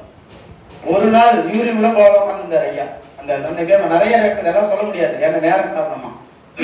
அந்த அளவுல பெரிய இந்த இடம், இந்த போராட்டம் வந்து ஒரு பெரிய போராட்டம். அது ஒடுக்குமுறை பண்ணி அதை கலைச்சாங்க, இதை கலைக்க முடியல. அதே இன்ஸ்பெக்டர் மறுக்கப்பட்ட கடைசி வரைக்கும் எங்களுக்கு சொல்லவே இல்லை, பர்மிஷனே சொல்லலை. நாங்களே எடுத்துக்கிட்டா கடைசி வேற இடத்துல தான் போடுவோம், ஏதோ தான் பார்த்துக்கணும்னு போனோம். நீங்க இங்க வாங்க சார், பிரமாதமா மழை அந்த பெரிய மரங்கள் சூழ்ந்த இடத்துக்கு அருமையா கொடுத்துட்டாங்க. அருமையா பேசி அன்னைக்கு பெரிய செய்தியா போனுச்சு பெருவெளி பத்தி. இதெல்லாம் செய்தித்தாள்களையும் வந்துச்சு, பல இடங்கள்ல செய்தி வந்துச்சு. அதுக்கப்புறம் 18/3 வந்து இந்த கும்பகோணத்துல அங்க விடுதலை ஐயா வந்திருக்காங்க, விடுதலை வந்திருக்காங்க, அவங்க சாதி குமார் ஐயா வந்திருக்காங்க. அவர் தான் முதன்மையா பல பேர்கிட்ட போய் நாங்க கேட்டோம். இதெல்லாம் நம்ம வெளிப்படையா சொல்லணும், சில செய்திகள்லாம் யாருமே வரலங்க. பரிதாபத்துக்குரியவர்கள் ஆனோம் நாங்க. துணிஞ்சு ஒருவர் வந்தார், அவர்தான் சாது குமார் ஐயா. தயவுசெய்து ஐயா வந்தாரு, எனக்கு ஒரு ஆள் போதும் கேளுங்க. அப்புறம் விடுதலை சுடர் ஐயா தாக்காங்க வந்தாங்க, சுடர் ஐயா வச்சு நடத்துவோம்னா 5 பேரா தான் நடத்துவோம், என்ன பண்ணுவான்னு நடத்தணும். பெரிய துணிச்சல் அந்த காலகட்டத்துல. யாரும் பேசின அறுவர்கள் எல்லாமே போனோம். நான் பேசுனேன், எல்லாத்தையும் நான் பேசியிருக்கேன். சன்மார்க்கத்துல நீங்க யார் யாரெல்லாம் முக்கியமான ஆளுன்னு சொன்னீங்களோ எல்லாத்தையும் நான் பேசியிருக்கிறேன். எல்லாம் என்னென்ன பேசணும்னு எனக்கு தெரியும், ஆனா நான் சொல்ல மாட்டேன். ஆனா தெரியும். இதெல்லாம் நம்ம ஆர்ப்பாட்டம் பண்ணோம். இதுதான் செய்தியா மாறிச்சு. அதுக்கப்புறம் அதோட விடல. அதுக்கப்புறம் மார்ச் 29 அதுல நம்ம இந்த மணியன் இணையத்துல பரப்புரை செய்யும். எப்பவுமே வெறும் கத்திக்கிட்டு இருந்தாலும் கொட்ட மாட்டான், உடனே தள்ளி விட்டுரும். இணையம் ஒரு பெரிய வலுவான ஆயுதம், ஊடகம் ஒரு பெரிய வலுவான ஆயுதம். அந்த ஆயுதத்தை நம்ம எடுத்தோம். இணைய பரப்புரை, வடலூர் பெருவெளி காப்போம் அப்படின்ற ஹேஷ்டாக் போட்டு எல்லா இடத்திலும் இப்படி பல தலைவர்களோட பேசணும். அது பெரிய ட்ரெண்டா இருந்துச்சு அன்னைக்கு. அப்பதான் பெருவெளி பத்தியான விவாதத்தை கூப்பிடவே ஆரம்பிச்சான். அது வரையில யாரும் கூப்பிடல. அதுக்கப்புறம் யாருமே அந்த நேரத்துல இப்ப அந்த 29 தான் தஞ்சாவூர்ல பெரிய மாநாடு போல நடந்துச்சு. அந்த பொண்ணு மாநாடு போல யாருமே துணிச்சல் இல்லாம பல பேர் எனக்கு தெரியும் வாய் சகடால் தான் பேசுவாங்களே தவிர வரமாட்டாங்க. நீ எது வேணாலும் பேசிட்டு போ, நீ ஒன்னால ஒன்னும் பண்ண முடியாதுன்ற ஒரு விஷயத்தோட எடுத்து சில நல்ல மனிதர்கள் நல்ல அறவோர்களை வச்சு இது திரட்டணும். பிரமாதமான கூட்டம், மிரண்டு போனோம் அன்னைக்கு. உடனே சிபிசிஐல பெரிய ரிப்போர்ட் போய் பெரிய கூட்டத்தை ஏற்பாடு பண்ணிட்டீங்க அப்படின்னு சொல்லி பல ஊர்ல இருந்து அழுகுறாங்க. உள்ளூர்ல இருக்கவங்களுக்கு தான் தெரியல. ஒருத்தவரை நீங்க வெளிப்படையாவே சொல்ற சில செய்திகளை பணம் மட்டும் நாங்க அனுப்புறோங்க ஐயா, இதுக்கு பத்தி யாரும் வாயை திறக்க மாட்டாங்க அப்படின்னு ஒரு அன்பர் வெளிநாட்டுன்னு பேசினேன். எனக்கு ஒண்ணுமே சொல்ல முடியல. நீங்க எடுத்துட்டு போங்க, என் வேலையை பாக்குறேன், அது உங்களுக்கு விருப்பம்னு சொல்லிட்டு போயிட்டேன். வரல யாருமே. இதுக்கு துண்டறிக்கை காசு இல்லாம நடந்தோம். ஒரு துண்டறிக்கை 1000 துண்டறிக்கை கொடுக்கறதுக்கு காசுக்கு திணற வேண்டிய சுந்தரராஜனையெல்லாம் ஓடி உழைச்சாரு. சாதாரண உழைப்பு இல்லை, அவ்வளவு உழைச்சுதான் அந்த பெரிய தஞ்சாவூர்ல மாபெரும் ஒரு பெரிய கூட்டத்தை ஏற்பாடு செஞ்சு மக்கள் மத்தியில கொண்டு போகணும். எவ்வளவு சாதாரண வேலையாது. இவ்வளவு பெரிய வேலைகள் எல்லாரையும் அழைச்சி இந்த செய்திகள் உங்களுக்கு தெரிஞ்சிருக்கும். அருள் ஒளியும் வள்ளலாருடைய அருள் ஒளியும் வடலூர் பெருவெளியும் அப்படின்ற தலைப்புல போட்டு பிரமாதமான கூட்டத்தை நம்ம ஏற்பாடு செஞ்சு நல்ல மக்கள் பார்க்கணும். பெரிய கூட்டமா நாம ஒரு 1000 பேர் வருவாங்க அப்படின்றதான் லட்சம். வந்தது 2000 பேரு. சாப்பாடு பத்தல. அப்புறம் போய் என்ன பண்ணுறதுக்கு நாங்களும் நம்ம சரி ஐயாட்ட சிரமப்பட்டு கூட நம்ம எல்லாம் வெளில சாப்பிட்டோம். ஏன்னா அவ்வளவு கூட்டம் தண்ணடிச்சா வந்தாங்க. சன்மார்கள் நிறைய நண்பர்கள் வந்தாங்க. எனக்கு அப்பதான் தெரியும் இவ்வளவு பேர் இருக்காங்களப்பா, வராதவங்களை பத்தி ஏன்டா வேஸ்ட் பண்ணிக்கிறேன், வந்தவங்களை வச்சு நடத்திட்டு போட்டாங்க அப்படின்னு ஒரு பெரிய ஊக்கம் கிடைச்சது இந்த இடத்துலதான். அடுத்து இந்த பாடம் ஒரு முக்கியமானது. நாம அறிவிச்சிட்டோம் 10 நாள்ல நம்ம அறிவிச்சிட்டோம். போராட்டம் அன்னைக்கு நம்ம சொன்ன மாதிரி அறிவிச்சிட்டோம். வடலூர்ல நிகழ்ச்சி நடக்குதுன்னு நாம அறிவிச்சிட்டோம். அதுக்கப்புறம் வடலூர்ல 8ஆம் தேதி, நான் 10ஆம் தேதி அறிவிக்கிற போராட்டம் 8ஆம் தேதி மக்கள் அங்க போறாங்க.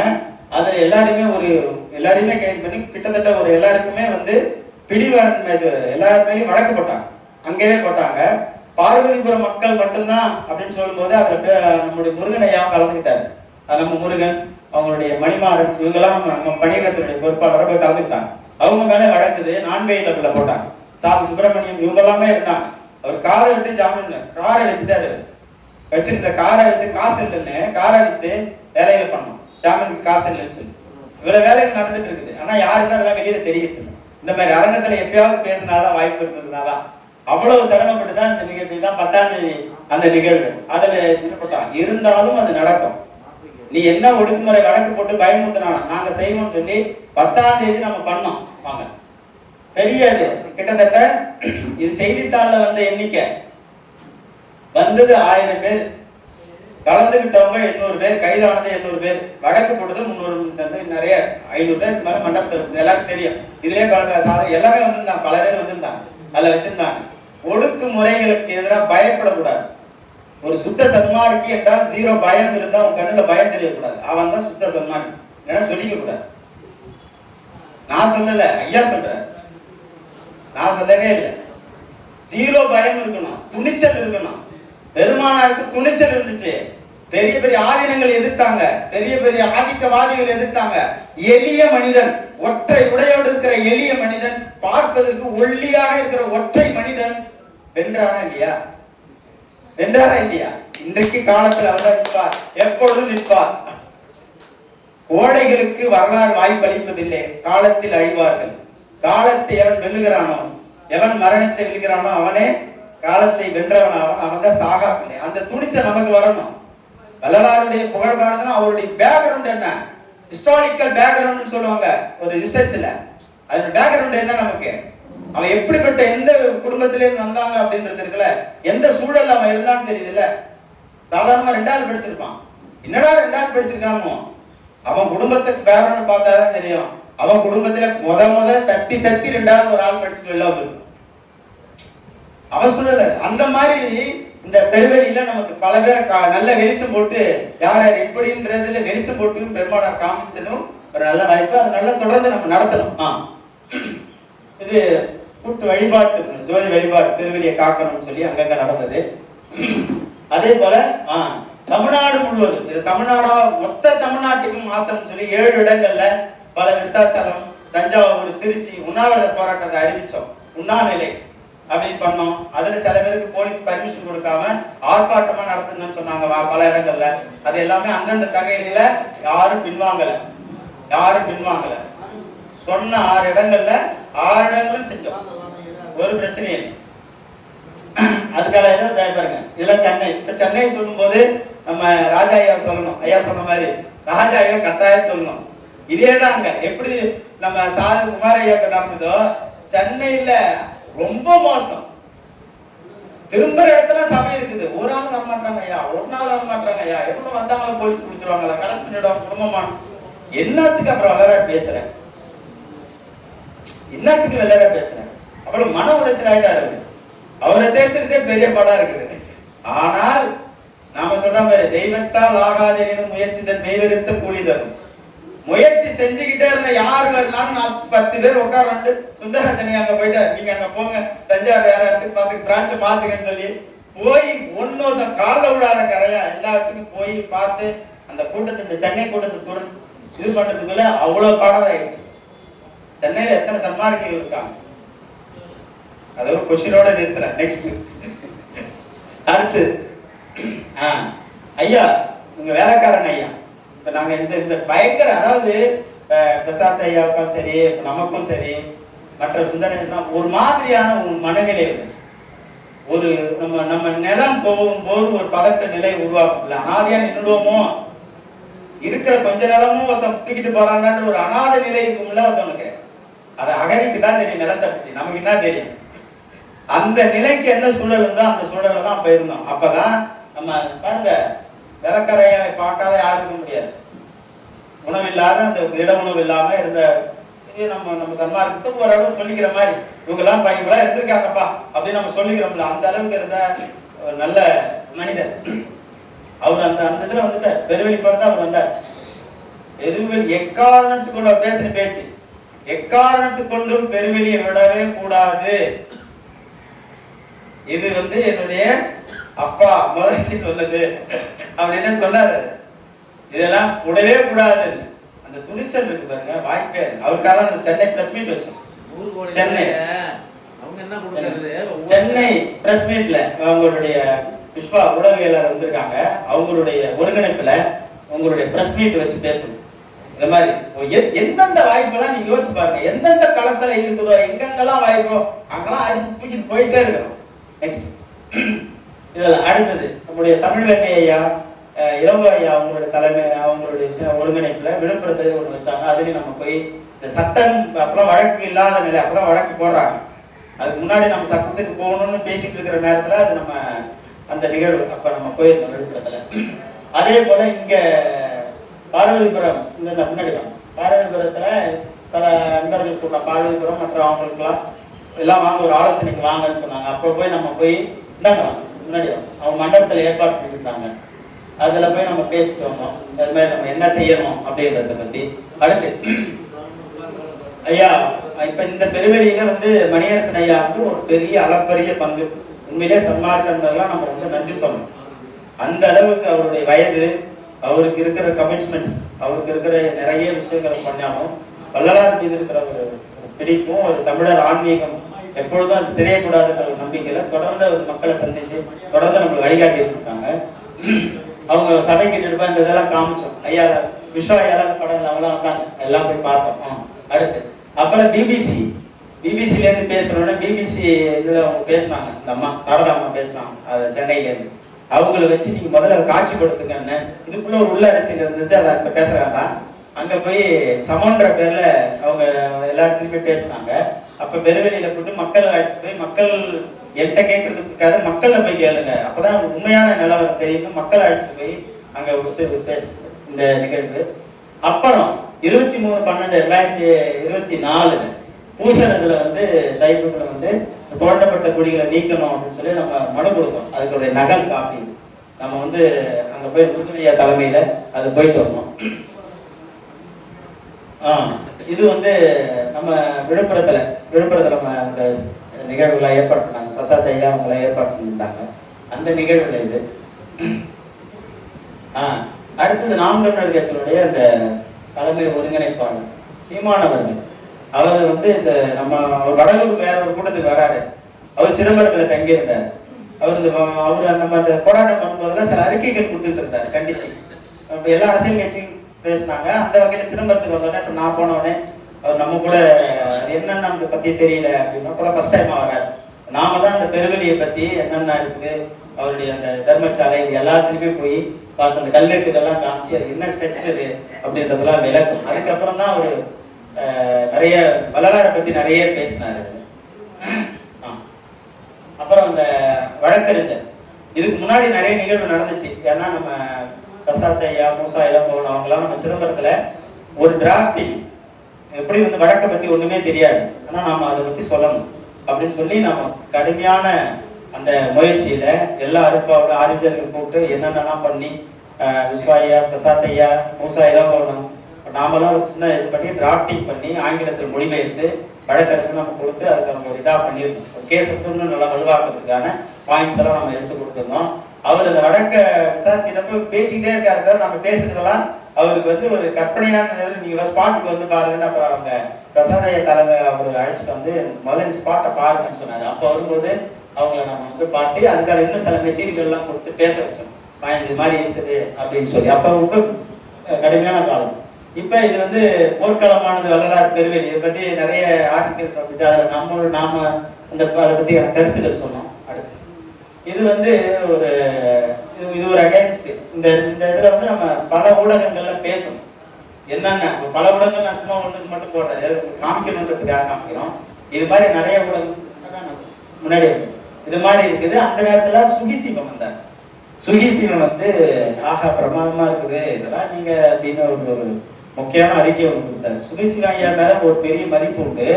அந்த அந்த அந்த மதிப்பை நான் வந்து எப்போதும் இது பண்ண மாட்டேன். ஆனா அவர் வந்து பொய் சொன்னாரு, அறம் இல்லாம பேசினாரு, சுத்த சன்மார்க்கத்தை பத்தி தெரியாத பேசினாரு. பாட்டில் கிடக்குது, பெருவெளியில பாட்டில் கிடக்குதுன்னா சன்மார்க்கு நீங்க தான் பொறுப்புன்னா அப்புறம் அறநிலையத்துறை எதுக்குன்னு கேட்டேன். நிர்வாகிகள் எதுக்கு? வாட்ச்மேன் போட்டு இது மாதிரி செய்யுன்னு சொல்றதுக்கு துப்பு இல்லை உங்களுக்கு, நீங்க என்னத்துக்கு செஞ்சீங்கன்னு கேட்கும். அதை கேட்கணுங்க. அறவோ மேல்மட்ட குழுன்னு நீ நேர்மையா இருந்தா நீ அதை செய்யணும். குப்பையை கொண்டு வந்து இங்க போட்டுறான்னா அது நம்ம என்ன செய்வோம்? அரசு அவன் நிர்வாகத்திற்கு கீழே இருக்கு, அவன் தானே கேட்கணும். அதை கேட்கறது இல்லாம நீங்க என்ன பண்ணீங்க, எங்க போனீங்க, நம்மளை பிடிச்சி கேட்டா நீ எங்க, நீ யாரு முதல்ல கேட்டானா. அவர் சொன்னா ஒரு பெரிய உரை எழுதியிருந்தார். பெரிய காணொலியை பார்த்தா நாங்க போனோம் இங்க வந்தேன்னு எல்லாம் பெரிய உரை கொடுத்தாரு. அதுக்கு மறுப்பு தெரிஞ்சு நான் பேசுறேன். சுகிசிவத்துக்கு மறுப்பு பேசணும்னு அதுக்கு வாய் திறக்கவே இல்லை. அவர் கவுண்டும் கொடுக்கல. அதை பத்தி அந்த ஆதரவாளர் பத்தியான யாரும் நம்மகிட்ட பேசவும் இல்லை. சுகிசிவ தப்பு பண்ணிட்டாங்கன்னு தான் சொன்னாங்களே தவிர அவர் யோசிச்சிருக்கணும்னு சொன்னாங்க. அவர் பேர் ரொம்ப பெரிய மதிப்பு வச்சிருக்கவங்க கூட பெருவெளியில சுகிசிவம் கொஞ்சம் பார்த்து பேசிருக்கணும் அப்படின்னு சொன்னாங்க. இப்படிதான் அறிவாளிகளும் விவரம் தெரிஞ்சவங்களும் உண்மையை பேசாததனுடைய விளைவு தான் இது. சுருக்கமா சொல்ல போனா நம்ம அறிஞர்கள், அன்பர்கள், அறவோர்கள் அறம் பாடணும். அறம் பாடுதல், தமிழ் மரபுல அறம் பாடுதல் ஒண்ணு இருக்கு. கண்ணதாசன் வந்து ஒரு உறவினர் வீட்டுக்கு போயிருந்து ஒரு குழந்தை படுத்துருந்துதான். படுத்திருந்த போது அது தூங்கிக்கிட்டே இருந்தது.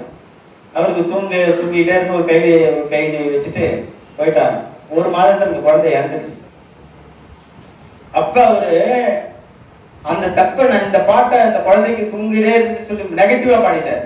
தூங்கிக்கிட்டே இருக்க எழுப்பாதே அப்படின்னு ஒரு பாடல் கவிதை உடனே அதை அவருக்கு மறுத்து பேசுறாரு. என்ன சொல்றாரு, ஐயோ நான் இந்த மாதிரி குழந்தை பார்ப்போம் கவிதையில வரும், நான் அறம்பாடி விட்டோனும், இந்த குழந்தைய பார்த்து அறம்பாடி விட்டணும் அப்படின்னு என்ன அர்த்தம்? அறம்பாடுதல் மரபு உண்டு, நல்லதுக்காக அறம்பாடுதல் உண்டு. அறம் பேசுதல், நெருக்கடியான காலத்தில் ஒருவன் அவன் தவறும் பொழுது அவனுக்கு மன்னிப்பே இல்லை. அப்ப நெருக்கடியான காலத்தில் ஒருவன் நேர்மையே உண்மையே இருக்கணும். ஒரு நேர்மையாளன் எப்பொழுது உண்மையாக இருப்பான் என்றால் அவன் நெருக்கடியான காலத்தில் வரும் பொழுது அவன் உண்மையாக நிற்க வேண்டும். வஉசி நிக்கிறான்னா அவனுக்கு வஉசிக்கு எவ்வளவு வாய்ப்பு இருந்துச்சு, மன்னிப்பு கேட்டா விட்டுருப்பான். பகத்சிங்க்கு இருந்துச்சு. பெரிய இன்னைக்கு தலைவர்களா பேசப்படுகிற அனைவரும் நெருக்கடியின் மீது அறம் பேசினார்கள், அதனாலே வரலாற்றில் நிற்கிறார்கள்.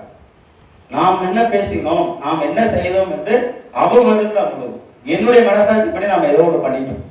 இதுதான் இதுவரையில் நாம் செய்திருக்கிற எளிய பணி. இந்த பதிவு மீதும் ஏதாவது கருத்துக்கள் இருந்தாலும் அது பேசுங்க. அடுத்தது அமைப்பு முறையில நம்ம அடுத்தது பேசலாம். எல்லாரும் கலந்துரையாடலாம். வாய்ப்புக்கு நன்றி. டிஎன்டிவி தமிழ் ஊடகம், தனித்துவமான தமிழ் ஊடகம்.